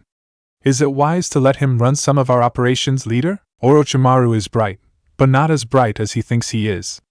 I will tolerate his treachery as long as he stays useful, but once he becomes too much to hassle, I will terminate with him personally. Pain narrowed his eyes. Back to the important matter. I've been informed the Kyuubi's Jinchuriki will be deployed soon. Do you believe he is aware of his lineage? My agents were unable to tell. Sasori waved his puppet's tail. What is the matter? Blood is thicker than water. If he hasn't found out yet, he will soon. This might prove to be problematic, leader whispered. Keep an eye on him. Of course, leader. Sasori lowered his head. Our will shall be done. Tenten's weapon shop. 1 week, maybe more? Tenten asked, as Naruto presented her his newest invention. You want to test this plastic in the meantime? The occasion might present itself. The teen grinned ear to ear. That, and I'll take the red dragon. Your names are so unoriginal and ridiculous, Tenten replied with disapproval. Flamethrower sounds better to me. I have finished designing the fireproof armor, by the way. She tossed him a blue, large bag. It's inside. Naruto examined the object, which was lighter than expected. Opening it, he found it far larger in the inside than the outside. Sealing? My newest invention, the miracle bag, she chirped. I believe it would be a good alternative to the sealing scrolls, which needs to be activated with chakra. Sasuke used the few seconds I needed to open the scroll to strike me in the back. Ceasing her little monologue, Tenten smiled. This bag is made for you, Naruto. You can pull a whole armory inside. Naruto gasped. You made that for me? After the orange spanned. Do not finish this sentence, Tenten warned. And yes, it's a gift from one friend to another. She adopted a serious, businesslike face. You're our best customer. Think of it as a reward for all the money you spent here. Tenten? He hugged her, making her squeeze. You're awesome. He stopped, realized what he was doing, and released the surprised girl. Sorry, couldn't stop myself. Nah, it felt good actually. Tenten sighed briefly, before regaining her composure. Naruto? Don't screw up. I won't, no worry. I'm a professiona. Dynamic entry. Lee and Guy shouted, upon loudly opening the door. Guy's teeth were shining so much Naruto felt his eyes burn at the sight. Neji was following, unfazed by the craziness. Naruto stared at them, then at the wall. Holy cow, you guys used the door. You didn't smash the wall, Naruto. Guy gave him the nice guy pose. Good luck for your mission. Let the fires of your youth burn, Naruto-kun. I have faith in your success. Lee interrupted himself, remembering something. What is your mission, by the way? Oh, bodyguard duty for a civilian. Understatement of the year. Nothing hard. The teen scoffed. By the way, I apologize for my sensei defeating you. She's too crazy for her own good. Your sensei was such a youthful and powerful lady, it made me want to train even harder. Lee clenched his fist and pointed it at the sky. I will train until I can bring down the skies themselves. I will run around Konoha 100 times. Good, Lee. We will do it 200 times. Yes, Guy-sensei. Lee, Gi-sensei, it's your fate to succeed, Neji told Naruto, as his teammate and teacher started hugging each other's, much to everyone's horror. There is no other way. Fate, my ass. I will succeed because I can. He gave a tap on Neji's shoulder. The Hyuga briefly wondered, shrugging it off, until deciding against it. Take care of them for me, would you? Oh, and in case I'm not home when they happen, good luck with your Chunin exams. Not that you need it. The blonde gave them the nice guy pose. You rock. Later, Naruto went to the Ichirakus. The owners generously gave him rations of ramen they had prepared for him, and he thanked them profusely. The blonde took the time to see Irika, who wished him good luck. Escort mission? Small world. Who is your client? Some old drunk called Tazuna, Sasuke snorted derisively, as the two walked in the streets. Worst first mission in the world. Capturing Tora was better, in your mind? You met that monster too? I saw her near a roof. I believe she was contemplating suicide. Sasuke's glance almost made the blonde laugh. Look, if I was in her place, I would do the same. I felt bad when sensei and I brought her back to the daimyo's wife. I wondered if I wasn't complicit in blatant acts of animal cruelty. It's a cat, it can't contemplate suicide. Sasuke massaged his temples. Why am I having this weird conversation in the first place? Because we're going on our first serious missions, you don't feel hanging with your team, and I'm th. He saw it, inside a cage on display. The ultimate death machine. The killing engine. The terror of the natural world. 50% mammal, 50% waterfowl, 100% awesome. The final product of evolution stared at Naruto, whose own eyes burned at sheer magnificence of the creature. Possessed by a power beyond his comprehension, unable to keep his tongue in front of such beauty, the blonde opened his mouth. 1,000,000 Rio on the platypus. Sasuke's jaw dropped. You're that rich? No, but I always wanted to say it. Chapter 3. Atlas shrugged. Student. Yes, crazy sensei? Why did you bring a fucking platypus with you into the Hokage's office? Naruto smiled. I named him Perry. Like pretty. He seized the animal by the belly and gave the presentations. Perry meet Crazy Sensei. Crazy Sensei meet Perry. The animal stared confusedly at Anko. He's timid, but Perry is a good boy. He doesn't bite people, yet. Right hand guard platypus, anyone? Interesting choice of pet, Cat noted, as Gecko gently took the platypus from Naruto's hands, petting it. The creature wavered its tail in appreciation. And the Sandaime? Trying his hardest not to laugh, Anko massaged her noose. The whole situation was humiliating. A Doberman, I can tolerate, it's nasty, vicious, and cool. A tiger? Badass. A snake? I would adopt you on the spot. A platypus? Are you kidding me? No student of mine shall be seen fighting next to this cosmic joke. You don't see the big picture, Crazy Sensei. Naruto shook his head in disappointment. Perry is a killing machine. It's the proof nature can be awesomely generous. It's a four-legged duck that can't fly. It's the proof nature has a sense of humor. Here again you can't see. Naruto intertwined his fingers. Perry can swim like a duck, bite like a snake, has the strength of a bear and the agility of a lizard. The animal reign's most awesome abilities were condensed and combined into the ultimate reptilian/mammal/bird. We humans rule only because platypuses are too lazy to take over. As Anko's expression clearly told she wasn't convinced, he grinned and put his ace on the table. Male platypuses produce a venom triggering all the pain receptors in a human body without killing it. A man once compared the pain of having an arm amputated as a cakewalk before the refined agony of platypus venom. Boy, I'm aware of that.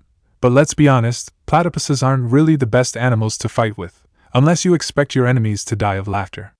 You aren't bringing it on our mission. A platypus is too rare to be ignored, Gecko added, the hybrid creature purring in his arms. If people see you with one, you won't stay under the radar for long. Killed you.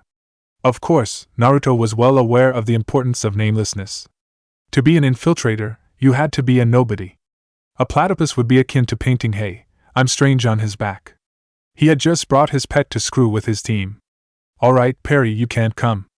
Old man Sandaime is going to take care of you. Yes, it shall prove to be interesting. The Sandaime took a pause to regain his breath. It was easier said than done, as the temptation to laugh returned each time he stared at Naruto's new animal companion. You four have all memorized the identities we forged. My name is Kaguya Sumeragi, Anko started, bowing slightly. She had adopted a white and yellow dress of silk, fitting of the rich noblewoman she was impersonating. She had let her hair down, dyeing it black, and in Naruto's own opinion, it had made her looks go from sexy to beautiful. Her blue contact lenses added something ethereal to her aspect. Second daughter of a rich merchant of jewels with the daimyo's favor.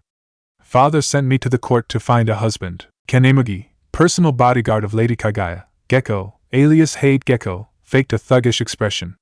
He was wearing a white iron armor covering his entire body, and wielding a long sword. His hair was red, and his eyes golden. With the sadistic smirk on his face, anybody would mistake him as a psycho for hire. I don't say a word unless allowed to. Come from Kusa's surroundings. Stole a sword and later an armor after killing the former owner in his sleep. Became a bodyguard to get money and kill people legally. I'm new in the lady's service. Cat, alias Yugao Yuzuki, took a step forward. She was wearing a gray iron mail, black sleeve and pants. She was carrying a sheathed katana on her back. Her hair were now black, as were her eyes. Makeup made her look older than she truly was. I am Colin Kazuki, M-Lord. Come from good motherland of earth, mercenary. Daughter of a blacksmith, took the sword when I realized I was good with it.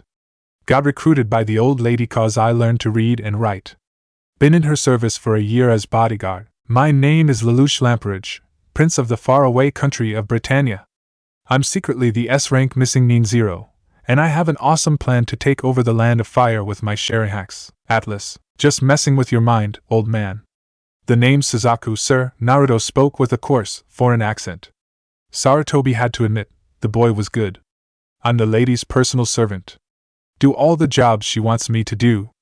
I've been with the old lady Samurai for 2 years, after she found me in the street in her town. I was taught to read and write to make my work easier. The blonde had taken a red shirt and blue pants as his own disguise. He was wearing his orange jacket over these clothes, just in case. He had dyed his hair black as well, put black contact lenses in his eyes, and covered his whiskers with makeup. Modifying his appearance was child's play for the demon vessel. Sarutobi nodded. The daimyo alone is aware of your true identity. Viper will serve as your liaison with him, as her identity allows her to communicate with him without arousing suspicion. Viper will serve as the team leader for this operation and coordinates your efforts. Deadly force is allowed. Do not blow up your cover unless it can't be avoided. Understood? The four nodded. Then dismissed. As they left him alone, Sarutobi crossed gaze with the platypus. The creature placidly stared back, before shyly backing down into a corner. Britannia. I wonder where he found that one. In one of the few non-porn novels Jiraiya wrote during his service. Sarutobi chuckled, unfazed by the man's visit. I have a door for a reason, Danzo. You should try using it one day. My apologies, Hiruzen, the route commander replied with a neutral tone. They were odd friends, yet Sarutobi had to admit the man's eternally stoic attitude was incredibly disturbing. The matter at hand is of the highest importance. My agent has sent me his report. I have had the confirmation Kabuto is an agent of Akatsuki. The Sandaime Hokage gave no sign he was concerned in the slightest. He seized the platypus and put it on his lap. The animal purred in appreciation, as Sarutobi started to caress his back, mostly to relieve the tension. Has your agent learned what they intend to do with the samples? Or the details of their operations against us? Their science division intends to replicate their bloodlines and create super soldiers. To what end? Danzo trailed off, Sarutobi picking the little hint of disappointment in his voice. His spy had infiltrated Akatsuki's core 10 members for years, without gaining any knowledge of their main plan or the leader's identity. As for their current operations, my agent is not privy on the details. Unfortunately, pain is quite secretive. Paranoia is to be expected from the leader of the Missing Nin Syndicate. Not just any Missing Nin Syndicate. The Missing Nin Syndicate. Konoha hadn't been aware of Akatsuki's existence until 1 year after the Uchiha massacre. The members went at great lengths to make sure nobody discovered they worked as a single organization, destroying any evidence that could blow up their secrecy. Jiraiya himself had no knowledge of it, and Danzo was affirmative.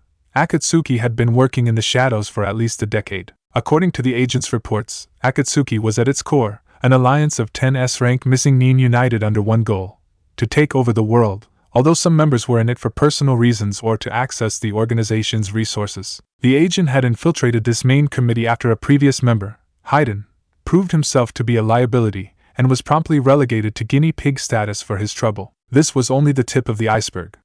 Akatsuki had hundreds of bases, facilities, and hideouts implanted across each corner of the continent, thousands of agents ranging from weaker missing ninjas to bankers to power brokers, and financial resources as vast as one of the 5 main hidden villages. Truth to be told, Akatsuki was, in practice, a hidden village, one without frontier, banner, or a public face. The fact they managed to infiltrate Konohagakure enraged Sarutobi to no end. What was counterintelligence doing? Drinking coffee? Still nothing on pain? The elusive leader of Akatsuki was a mystery that worried the Hokage. Anyone able to impose his authority over 9 of the worst criminals in history was a threat. A large threat. Beside his codename? He participated in Aim's civil war and personally killed Hanzo and his private guard. On his own, it would take an army. My own students barely survived an encounter with Hanzo. No, scratch that. It wasn't an encounter, but a trashing in its purest form. They didn't land a single hint on the salamander. For a single man to kill him and his elite guard, he did it alone, or so I was told. I find this doubtful. Some elements hint pain may not be a single person, but a group of individuals sharing the name. Mere guesses, of course. Sasori, Zetsu, and maybe Kakuzu are the only people that might have answers to our questions, and none are willing to talk. Akatsuki's leader is a secondary problem right now. The protection of the daimyo is more pressing, doubly so since Akatsuki plans to destroy us. I know. If Akatsuki was indeed going to attack the daimyo summit, their goal was clear: exacerbate tensions between the two nations and spark a new Sunakanoha war. Diplomatic relationships with the Kazekage were good on the outside, yes, and Sarutobi wasn't fooled. The Yondaime was getting desperate to find funds due to his conflicts with the Wind Daimyo, and he would go to any length to get them. Causing a conflict wouldn't be a big deal for him, and Akatsuki would no doubt gain some profit from a war. Hence, I have to ask. Danzo sat in the chair in front of the desk, glaring at Sarutobi's own seat. The war hawk dreamed of taking over Konoha since the Sandaime's election, and never bothered to hide it. But he was loyal to the Hokage first and foremost. He had the option of furthering his ambitions at the sake of the village's prosperity, yet didn't betray his former teammate. Danzo narrowed his lone eye. Why did you send two unstable, unreliable loose cannons on such a crucial mission? Danzo didn't need to raise his voice to make his displeasure clear. Sarutobi scratched the platypus back, surprised to discover it had fallen asleep. Anko and Naruto are more competent than you think. You underestimate them. We already had a conversation on the subject, if I remember. You overestimate them, Danzo shot back. Mitarashi has psychological baggage rivaling Hataki's, is unreliable in teams, and her curse seal makes her a potential sleeper agent for Orochimaru. Uzumaki has the ability to destroy mountains and none of the wisdom needed to handle that power properly. He had luck you defused the situation with the clans he insulted, after going along with Mitarashi's stupid bet. Hayashi and some are bitter. It was unnecessary and stupid of him to attack their children and not expect retaliations. He is a mere child. Here again, you make the mistake everyone does with Naruto. There is nothing mere about that child. You should have understood with the Forbidden Scroll debacle. Danzo groaned. I admit he has flaws. He has to mature, yes, but weren't we rash back in our youth? In time, he will become one of our best ninjas. I have faith in his potential. Sarutobi intertwined his fingers. It was a tick of him, the gesture he abused to patronize people. Naruto had managed to mimic it to near perfection. As for Anko, she has proved her worth 100 times. Tsunade herself confirmed the curse seal cannot allow information transportation or remote control. She completed nearly 100 A-rank missions, 2 S-rank, and spent 2 years as a cover agent in Kumo and completed her work flawlessly. What other proof do you need to finally accept her promotion as a NBU? I won't reconsider as long as Orochimaru breathes. She's a time bomb, Sarutobi. And if by some miracle, you were right all along, it doesn't change much. Mitarashi is psychologically disturbed. How can you trust her to teach our best weapon? Sarutobi glared at his former rival. Best soldier. The icy tone made Danzo scowl. What were my other options? Tenzo? He has been missing in action for a year, probably dead. Kakashi? He admits himself he couldn't use the Sharingan for more than 10 minutes, let alone suppress the Kyuubi. Jiraiya? We both agree this would be unwise. As far as I know, Manda is the only summon that has a reasonable chance of restraining Naruto if the Kyuubi takes over. Danzo snorted. She is of poor influence on your best soldier. The war hawk took malicious pleasure in stressing the word. On the contrary, he is of good influence on her. Sarutobi chuckled lightly. Don't you understand? They are incredibly similar, and both outcasts in their way. Misery loves company. The way I see it, they will be an excellent two-man squad in time. They won't stand a chance against Akatsuki. Unless, doubt took over Danzo's heart. What do you have in mind, you crafty monkey? Oh, nothing. Sarutobi grinned ear to ear, deeply unsettling the root's leader. Nothing at all, Land of Rivers. The travel hadn't been much the hassle. Due to their cover and to avoid being identified, the group had to move the civilian way, on foot. It suited Naruto. He wouldn't have to run after his allies, unable to jump from tree to tree as easily as ninjas and monkeys. Both Gecko and Cat had been pleasant company. Gecko was a stoic, calm and composed man. Naruto had yet to see him raise his voice. He was quite friendly, in an aloof way. Cat was warmer, obviously a good friend of Anko, and closer to Gecko, if their respective body language was to be believed. Nice tattoo. How long have you been in the NBU? Naruto snickered at the trio's expression. Yes, I can see it. People with this special tattoo can see it on fellow wearers. Otherwise, a powerful illusion makes it invisible, unless it's a genjutsu expert. Pity it doesn't work on me. Anko immediately understood. Genjutsu manipulated the target's own chakra flowing through the brain to trap him in an illusion. However, as Naruto had no chakra at all, he was completely immune. The snake lady made a mental note for further use. I've been in it for a year. The woman stared down at him, her face neutral. Now I will have to kill you for learning my secret. The tone was icy and the killing intent was impressive.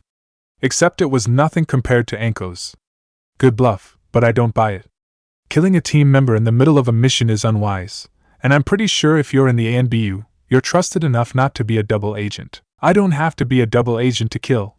Maybe I just hate you and we're looking for an excuse.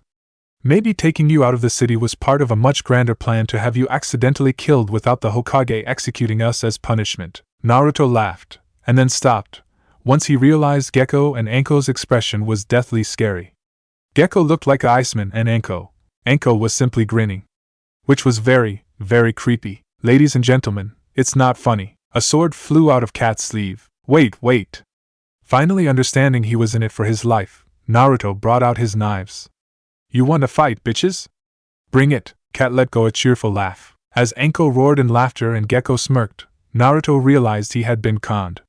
You, he pointed a finger at Cat. You evil mastermind. You improvised on the fly. You still have much to learn.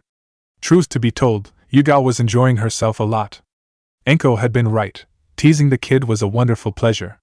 Of course, the snake lady's idea of teasing was unique. Do not, under any circumstance, reveal everything you have learned about someone until the person has earned your trust. The fact we're on the same team doesn't mean you're safe.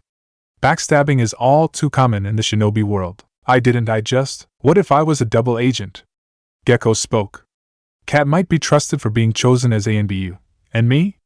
You don't know who I am, my story, my abilities, and my allegiance might not be unquestionable. I'm untrustworthy. Letting me know Cat is an ANBU could have had tragic consequences down the line. Naruto closed his mouth. There was nothing more to be said. He should have been more careful. I fucked up. Again, he added under his breath, to himself. Naruto was unaware his three teammates picked up that short monologue. Anko decided to have a mentor talk with him. Gekko narrowed his eyes, and Cat couldn't help but try to salvage things. Making mistakes is human, Atlas, she said softly. You're very good for a newbie. Take it as a chance to improve. And don't swear. Right. Naruto gave her the Mato guy pose. Let the fire of, if you say youth, you're dead, student. Anko sighed. Look, it's your first mission, so it's expected for you to screw up. We infiltrators do no start paranoid, we become paranoid. You must remember the single most important piece of advice I can give you. Unless you can trust people with your life, never tell them everything you know. Roger that. Good. The snake lady grinned. Of course, it's not important. Everyone here has read your dossier and learned what you're capable of. Naruto froze. It must have forgot. Atlas is a skilled herbalist, poison user, chemist, trap maker, weapon designer, Cat began. Atlas is an explosives expert, created new medications, and shows signs of having photographic memory. He's good with taijutsu, and his cooking is so bad it can be considered a biological weapon. Stop, Naruto interrupted, palming his face. Do not get to that part, please. Land of Rivers, Tanagakure. Tanagakure couldn't be called a hidden village. Hidden villages were glorified fortresses. There were civilians inside, yes, and many ninjas. Konoha was a base of operation, with natural protections, impressive security, omnipresent ANBU. The place was a military dictatorship and reminded it to all visitors. Tanagakure was the complete opposite. As the name of village hidden in valleys implied, it was placed in a valley, at the convergence of 4 rivers. The land was fertile, the grass green, rice fields surrounded the city, and bridges were omnipresent in the streets, necessary to cross the numerous streams. The roads were paved, the town in itself was small, and mostly composed of pagodas of varying height. The biggest, which housed the local daimyo and welcomed fire and wind's courts, had 13 floors, a majestic brown and black tower. The architect was compensating for something, that was sure. The group received a welcome befitting of Anko's fake rank. Noblemen came at her like hungry flies, servants arrived to attend to her needs, and guards recorded her and her followers' faces, names and features. Naruto was promptly forgotten after Anko's absent-mindedly asked him to run errands for her, which he quickly interpreted as reconnaissance. As he saw her enter the main tower with her 2 bodyguards, The blonde memorized the faces of every single one of the Snake Lady's suitors for further investigation. Putting his photographic memory to good use, Naruto went on to observe the streets and key points of the city. The location of every bridge, the plan of the town, the places to avoid. From small talks with the inhabitants and shopkeepers, Naruto learned why Tanigakure was so different from the usual hidden village. Unlike Konohanins, the city's ninjas were a police force of sort, in charge of maintaining the peace and protecting the country against invasions. Taxes on the civilian populace was the main source of funding, not mercenary work. Tanigakure was the central source of food and agriculture on this side of the continent, bringing economic prosperity to the land. Rivers had been invaded only once and benefited from the protection of fire and wind, so militarization wasn't necessary. In fact, the populace considered it a waste of time and money. After 1 hour of reconnaissance work, Naruto's tranquil walk was interrupted by a scream. He turned around in an instant, his instinct kicking in. The blonde was welcomed by a surprising and distasteful sight: a teen. Black hair, his face against a wall. 2 thugs beating him up. No police nearby to rescue him and prevent Naruto from hesitating between maintaining his cover and doing the right thing. Hey, he was Naruto Uzumaki. He could do both. Punching the first guy from behind, Naruto knocked him out in one blow. The other thug stared at the newcomer, froze for a second, and received a knee hit to the genitals. The teen seized his hair and tossed him to the ground, proceeding to beat the crap out of him. The blonde consciously faked a crude, unprofessional trashing. He would look like a heroic, normal bystander, not a ninja undercover. "You're all right?" Naruto asked, offering a hand to the victim once his attackers were out of action. "Thanks," the guy replied, accepting the help. Nearly all his face was covered with bandages, save the left eye. The teen had a deep voice, and wore a gray outfit. Looked at them the wrong way, and they didn't like it. "Thanks, Mr. Suzaku," Naruto spoke, upon shaking the guy's hand. "I'm a servant of some crazy noble lady from Konoha. The name is Dosu." The teen's gaze grew cold. "You work in the tower? For a tree hugger?" Must be tempting to pour poison down her throat. The venomous tone didn't disturb Naruto, at least outwardly. After a short second considering the answer, the infiltrator shrugged. "Oh, I would love to, but got to earn money, and I'm not good at many things." You're good at fighting." Dosa snorted. "Hey, want a drink?" "My treat, gotta be even with you." "I'd love to, but I've got work to do," he replied politely. "Going to get beaten up if I'm late, or fired? Or both?" Dosa gritted his teeth, before loosening the pressure. "Well, it was a pleasure to meet you. I got the feeling we're gonna meet again soon." Naruto's room. His bedroom was huge. Alright, technically it was Anko's bedroom, and bigger than Naruto's own apartment. There was a lot of space, splendid tapestries, mirrors, private bathrooms, king-size beds. As personal servants of Anko, the rest of the team had graciously been allowed to stay in the suite, as long as they slept on the ground. "Stupid guy," Naruto muttered, writing files on the tower staff for Anko to read. "Moron. I'm sure whoever you're talking about would love to hear you." Naruto froze, as Anko walked in front of him, grinning. The blonde massaged his temples. "I trapped the door. Locked it. Trapped the windows too. Added microphones, just in case. So why do you keep sneaking up on me?" "I'm that good," she shot back, crossing her arms. "You're talking about Gecko? Look, I know it had to hurt your pride, and took it badly due to your overcompetitive streak, but Cat is one of our most promising ANBU and Gecko a Kenjutsu Mas." "Cat and Gecko?" "I was talking about the Wind Daimyo." Anko blinked in surprise, and her student scowled. "Overcompetitive streak? Don't try to switch subject." The Snake Lady accused him, childishly trying to cover her mistake. "We will have a moment of honesty later, don't think you can avoid the subject, but back on the Wind Daimyo." In Anko's mind, the problem with her student was very simple. Naruto had a compulsive need to prove himself better than others. Much like Guy and Anko herself, the blonde was overcompetitive, but took it to extremes. Naruto hadn't thought twice about challenging and beating 9 genin, or accepting an A-rank mission from the Hokage. Most people would have turned down the offer, but not Uzumaki.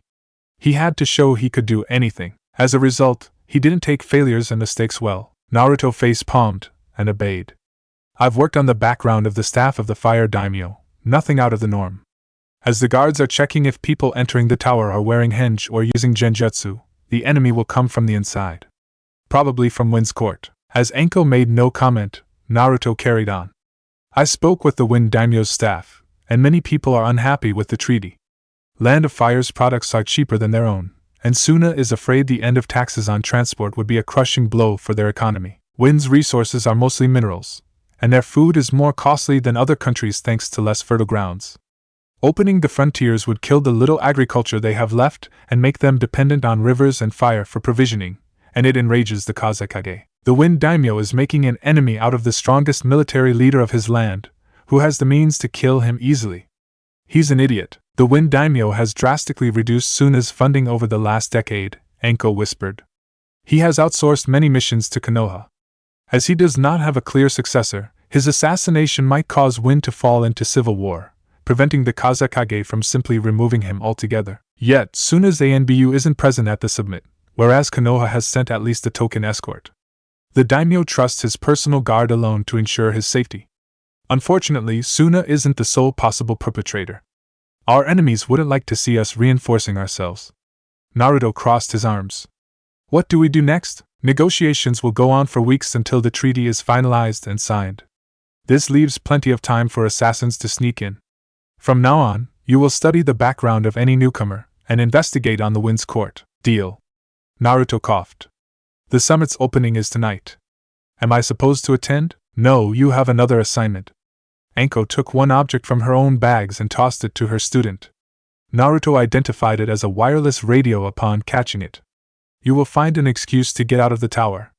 Wanting to party, visiting family, I can't care less.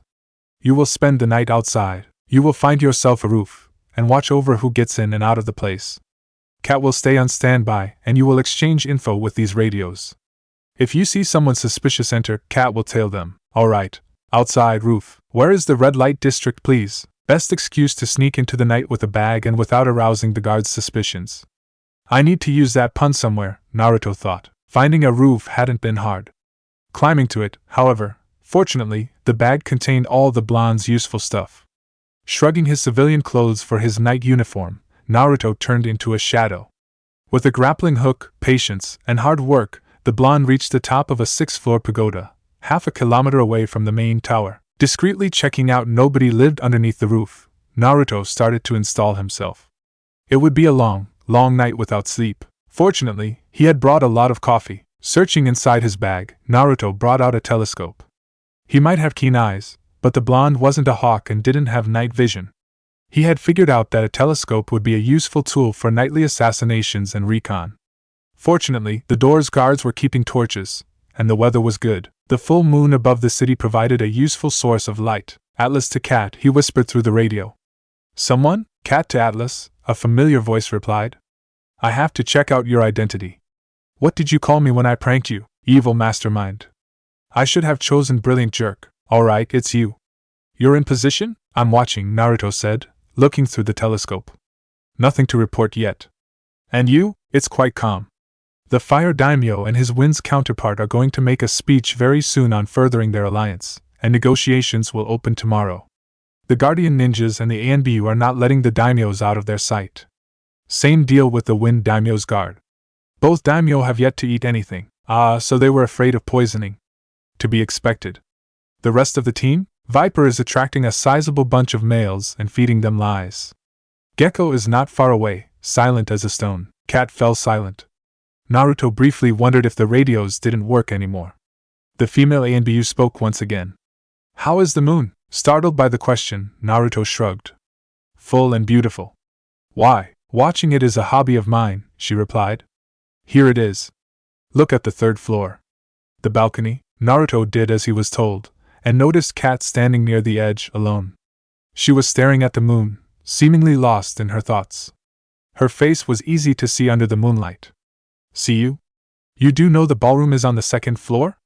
Shouldn't you check it? He saw her smile. I'm taking a break. Do you have one? A hobby? Training and planning to defeat everyone I meet, he deadpanned.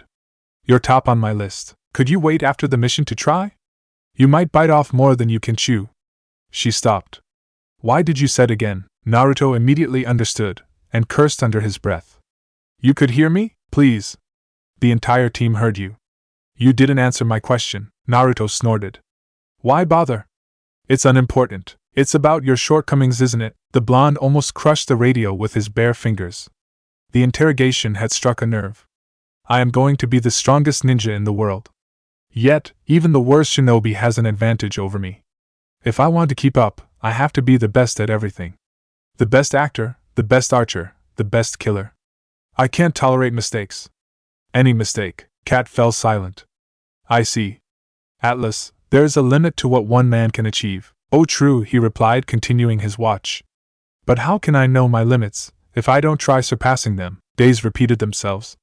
Naruto continued his investigation, watched the tower's entryways, slept, and repeated the process. Nothing noteworthy happened. The negotiations continued. The nobles entertained themselves with visits, hunts, and shogi. They discussed, took their time, and delayed the accord's signature. Anko and company gathered as much information as they could on the staff and court. Half of it belonged to the daimyos themselves, and the rest was above suspicions, in theory. But since the unseen blade was the deadliest, the team was keeping an eye on everyone. However, there were main suspects. Anko had noticed at least 3 people who had definite reasons to dislike either of the daimyos present, be it because they lost family thanks to Konoha, or out of rampant nationalism. In Naruto's mind, the attack would come from Suna itself. The Kazekage hated his leader with passion and wouldn't find seeing him gone. Overall, the mission was pretty boring, and Naruto was seriously getting impatient. It changed when he met Dosu again, at the exact same spot he saved the boy from being bullied. Tell me, Suzaku, he started, would you wish to be a ninja? To be strong? The blonde laughed. For the power to walk on water? I would do anything.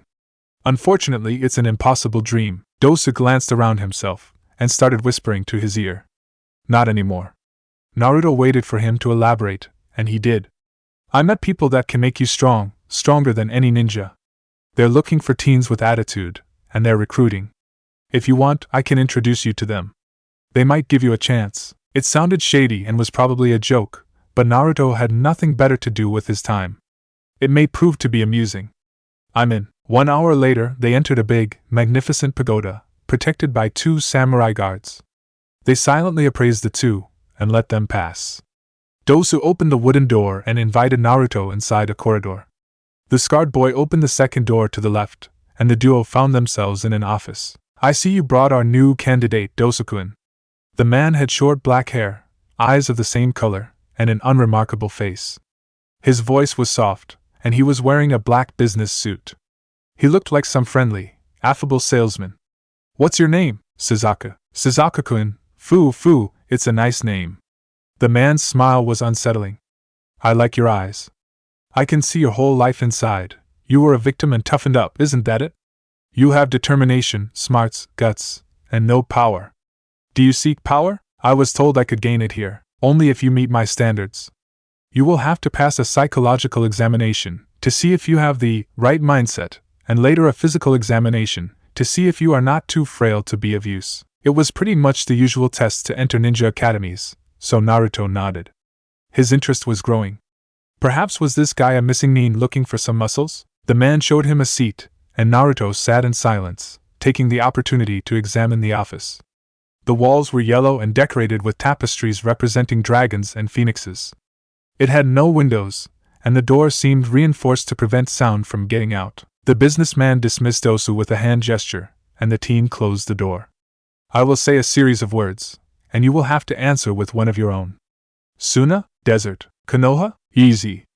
Assholes. The man laughed at that. Ninja? Powerful. Murder? Solution. Work? Necessary. Authority? Obedience. Jinchuriki? It took everything for Naruto not to pale. Enemy, he said, after a short blank. The man locked eyes with him for minutes, creeping him out, before asking a new question with a frightening smirk. Naruto Uzumaki? Awesome. The man chuckled, and the blonde glared at him. Who are you exactly? Oh, he hissed like a snake. I am certain Anko-chan spoke fondly of her old teacher. I'm so very, very dead. Gotta find a way out. Your reveal is lame. Did you take it out of a Princess Gale movie? It actually made the disguised Orochimaru blink in surprise. Naruto took it as an invitation to continue. Yeah, I mean, it's so cliché. You invite the student of your former student, probably to tempt him to the dark side, and then do a we can rule together speech. I have seen that times and times again. It's getting old. Naruto left his chair and moved toward the door, as the Sannin watched at him blankly. See you around once you find a better scenario. Oh, and smoke bomb. Throwing, smoke bombs taken from his pockets at the older ninja, Naruto brutally opened the door, prepared to run out for his life, and someone applied a ether-laced handkerchief to his face, quickly knocking him out cold. Tobyman is awesomely surprising, the masked man said, taking the unconscious blonde in his arms. The Akatsuki member glanced at Orochimaru's office. Is Dr. Snake fine? Yes, the Sannin said, emerging from the smoke. It seems Enko taught him psychological manipulation of the highest level. I admit, this trick was unexpected. The missing ninja then glanced at his ally. Did you place the bomb? Toby nodded. Deidara-senpai made a big petard. Hours later, somewhere in the land of rivers. Hugh! Naruto scoffed, opening his eyes slowly. Now I know how my victims felt. Did you have nice dreams, Naruto-kun? Hopefully yes. The blonde jerked his head to the side, noticing Orochimaru grinning at him. As expected, the Jinchuriki was restrained to an operation table by tight chains, unable to move the rest of his body. Apparently, the Sannin was too smart to use ropes. Naruto stared around himself. The place was dark and illuminated by candles, and it was pretty much like a mad scientist's lab. It was full of bottles containing questionable-looking substances, dead animals kept from decomposing by a green liquid, and scrolls. Orochimaru himself had dropped his former business outfit for a white surgeon grown, and revealed his true form. His skin was as white as milk, his hair long and black, his eyes golden and freaky. In them, Naruto didn't notice any hint of humanity. Looking for an escape? The Sannin gave his prisoner a smug smile, before showing Naruto his sealing bag. I'm afraid without your tools, it might prove to be difficult. Especially since I have a few hundred men handy, and I am no weakling myself. Impressive sealing work, however. I might replicate this object for my own use one of these days. He caressed his cheeks, upon placing the bag near other potions. Since I am your teacher's teacher, maybe it would be better if you were to call me Orochimaru-sensei or Orochimaru-sama, don't you agree? I was going to call you Snakey, to be honest, Naruto deadpanned, sarcasm being his only option for now. Perhaps could he talk his way out? I see Enko-chan failed to teach you politeness. Then again, she never learned it herself. The man narrowed his eyes at the teen. I admit, your infiltration was flawless. If I hadn't been informed of your arrival and your disguise, I wouldn't have recognized you, Suzaku-kun. You were informed? Naruto guessed instantly. How long was I under surveillance? Since you were old enough to walk. Unfortunately, A and B you were too omnipresent for a kidnapping to happen, and Toby's power has limits I have yet to understand. So Sasori focused on keeping you under our radar, waiting for an opportunity to snatch you away from Konoha, which Sarutobi gladly provided. The man snickered. Sending a demon vessel outside the village, in peace times, without an escort? Seriously, I wonder if my old teacher isn't going senile. I guess his age finally caught up with his atrophied brain. Sasori? As in, Sasori of the Red Sand, the legendary spy master? And what do you mean by our radar? As the Sannin simply grinned, Naruto creased his eyebrows. Since he would get no answer on the subject, he asked another question. I suppose the incident with Dosu was staged. I wanted to get a better grasp on your personality before kidnapping you, and between your psychological test and your rescue, I have found flaws to exploit. Orochimaru shrugged. Dosu-kun is a good ninja. Obedient, reliable, courteous. I thought you would get along, and when he would give you an offer, you would walk into a trap without much forethought. If you were watching me, why didn't you kidnap me sooner? And why are you taking me? To extract the Kyuubi? Orochimaru searched in his substances. Why now, you wonder? The confusion caused by the bomb will occupy Konoha, instead of your disappearance. Bomb? As for why we want you. Orochimaru trailed off, blatantly ignoring the question. To be honest, Naruto-kun, I didn't care about you in the slightest, until I learned Enko had taken you under her wing. Is she doing well? Reports on her tend to be conflicting. Sometimes they say she's a sexual deviant, and others explain she's never seen with anyone. Naruto glared at the missing nin. I don't know what happened between you and her, but apparently it wasn't nice. Don't pretend you care to gain my sympathy. Enko was my finest student, the man replied, bringing it out a syringe and filling it with a solution.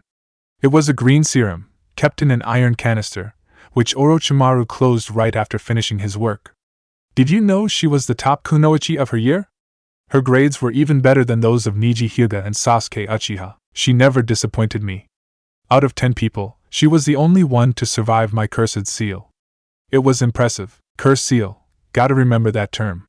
And yet you abandoned her. Well, yes. Orochimaru chuckled callously. I could have killed her to cover my tracks, but it would have been a waste of human worth. I couldn't bring myself to kill her, since she was unfortunately too traumatized by my latest experimentation. I was forced to leave her in Konoha. Is it so hard for you to imagine I might be interested in learning how my legacy is doing? I am a sentimental man. Sentimental man? Naruto snorted at the blatant lie. You don't see her as a person, do you? You're just curious about what happened to your guinea pig, perhaps. The Sannin turned around, the syringe ready. To return to your question, an extraction would take too much time, and to train a container into using the Kyuubi's power is bothersome. So, we want to recruit a full-grown Jinchuriki. You, with enough body alterations, you will be able to master the Bijuu's chakra and use it for our benefit. Naruto grinned. It would be a pleasure to join you. I never really liked Konoha anyway, since they, hated my guts since I was born. Free me, and I'm all yours, Orochimaru smirked.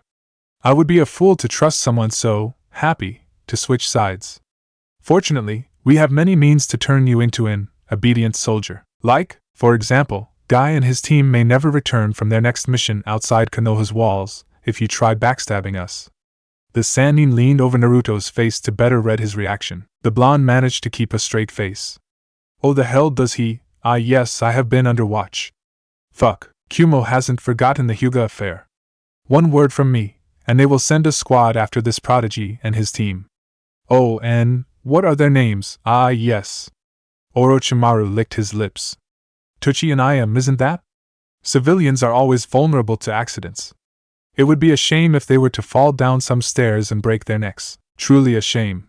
The Konohanin would have enjoyed wiping that grin from the bastard's face, if he could have gotten past these chains. All right, he said, understanding the man wasn't above killing one of his loved ones to see whether or not Naruto cared for them. What do you want? Oh, nothing hard. Killing people, launching Bijudama on targets, that sort of things. Of course, you will be handsomely rewarded. Orochimaru showed him the syringe. You came here for power, didn't you? Here it is. Naruto glanced at the liquid. What is that? Ooze? I was told you were unable to use chakra, Orochimaru whispered softly, his prisoner scowling in answer. Here is the cure to your condition. This is a serum composed of enzymes, modified proteins, and special cells. A performance enhancer developed to create super soldiers, the new stage of the cursed seal. Codename Samsara. Sasori was always good with nicknames. Naruto glanced uneasily at the substance. A performance enhancer? How is it supposed to help me? He asked, unable to hide the hint of interest in his voice. It will allow your body to achieve its true potential, and no doubt it will cure your ailment. The scientist prepared to pierce Naruto's skin. Of course, there are side effects, like a dependence on the product. Yet another way to make certain you will obey. Naruto tried to free his arms from the chains, in vain. Orochimaru raised his tool. An earthquake shook the room, and the Sannin staggered. The man groaned, and touched a ring he had on his hand. Deidara, what is happening? He spoke to thin air, making Naruto doubt his sanity. Unless it was sensor-induced communication. Yamanaka were able to pull it off. Orochimaru's expression progressively worsened, until he was seething with rage, and then he grinned devilishly. I see. He released his grip on the ring, and posed the syringe among other solutions. If you will excuse me, Naruto-kun, he said, leaving the blonde's sight, it seems my old teacher has decided to pay me a visit. Please stay quiet while I welcome him. Naruto heard the sound of a door closing. He glanced at his sealing bag. If only he could reach it, it would be easy to get rid of the chains. Minutes passed, and a few earthquakes shook the room in quick succession. It seems the old man managed to track me, he thought.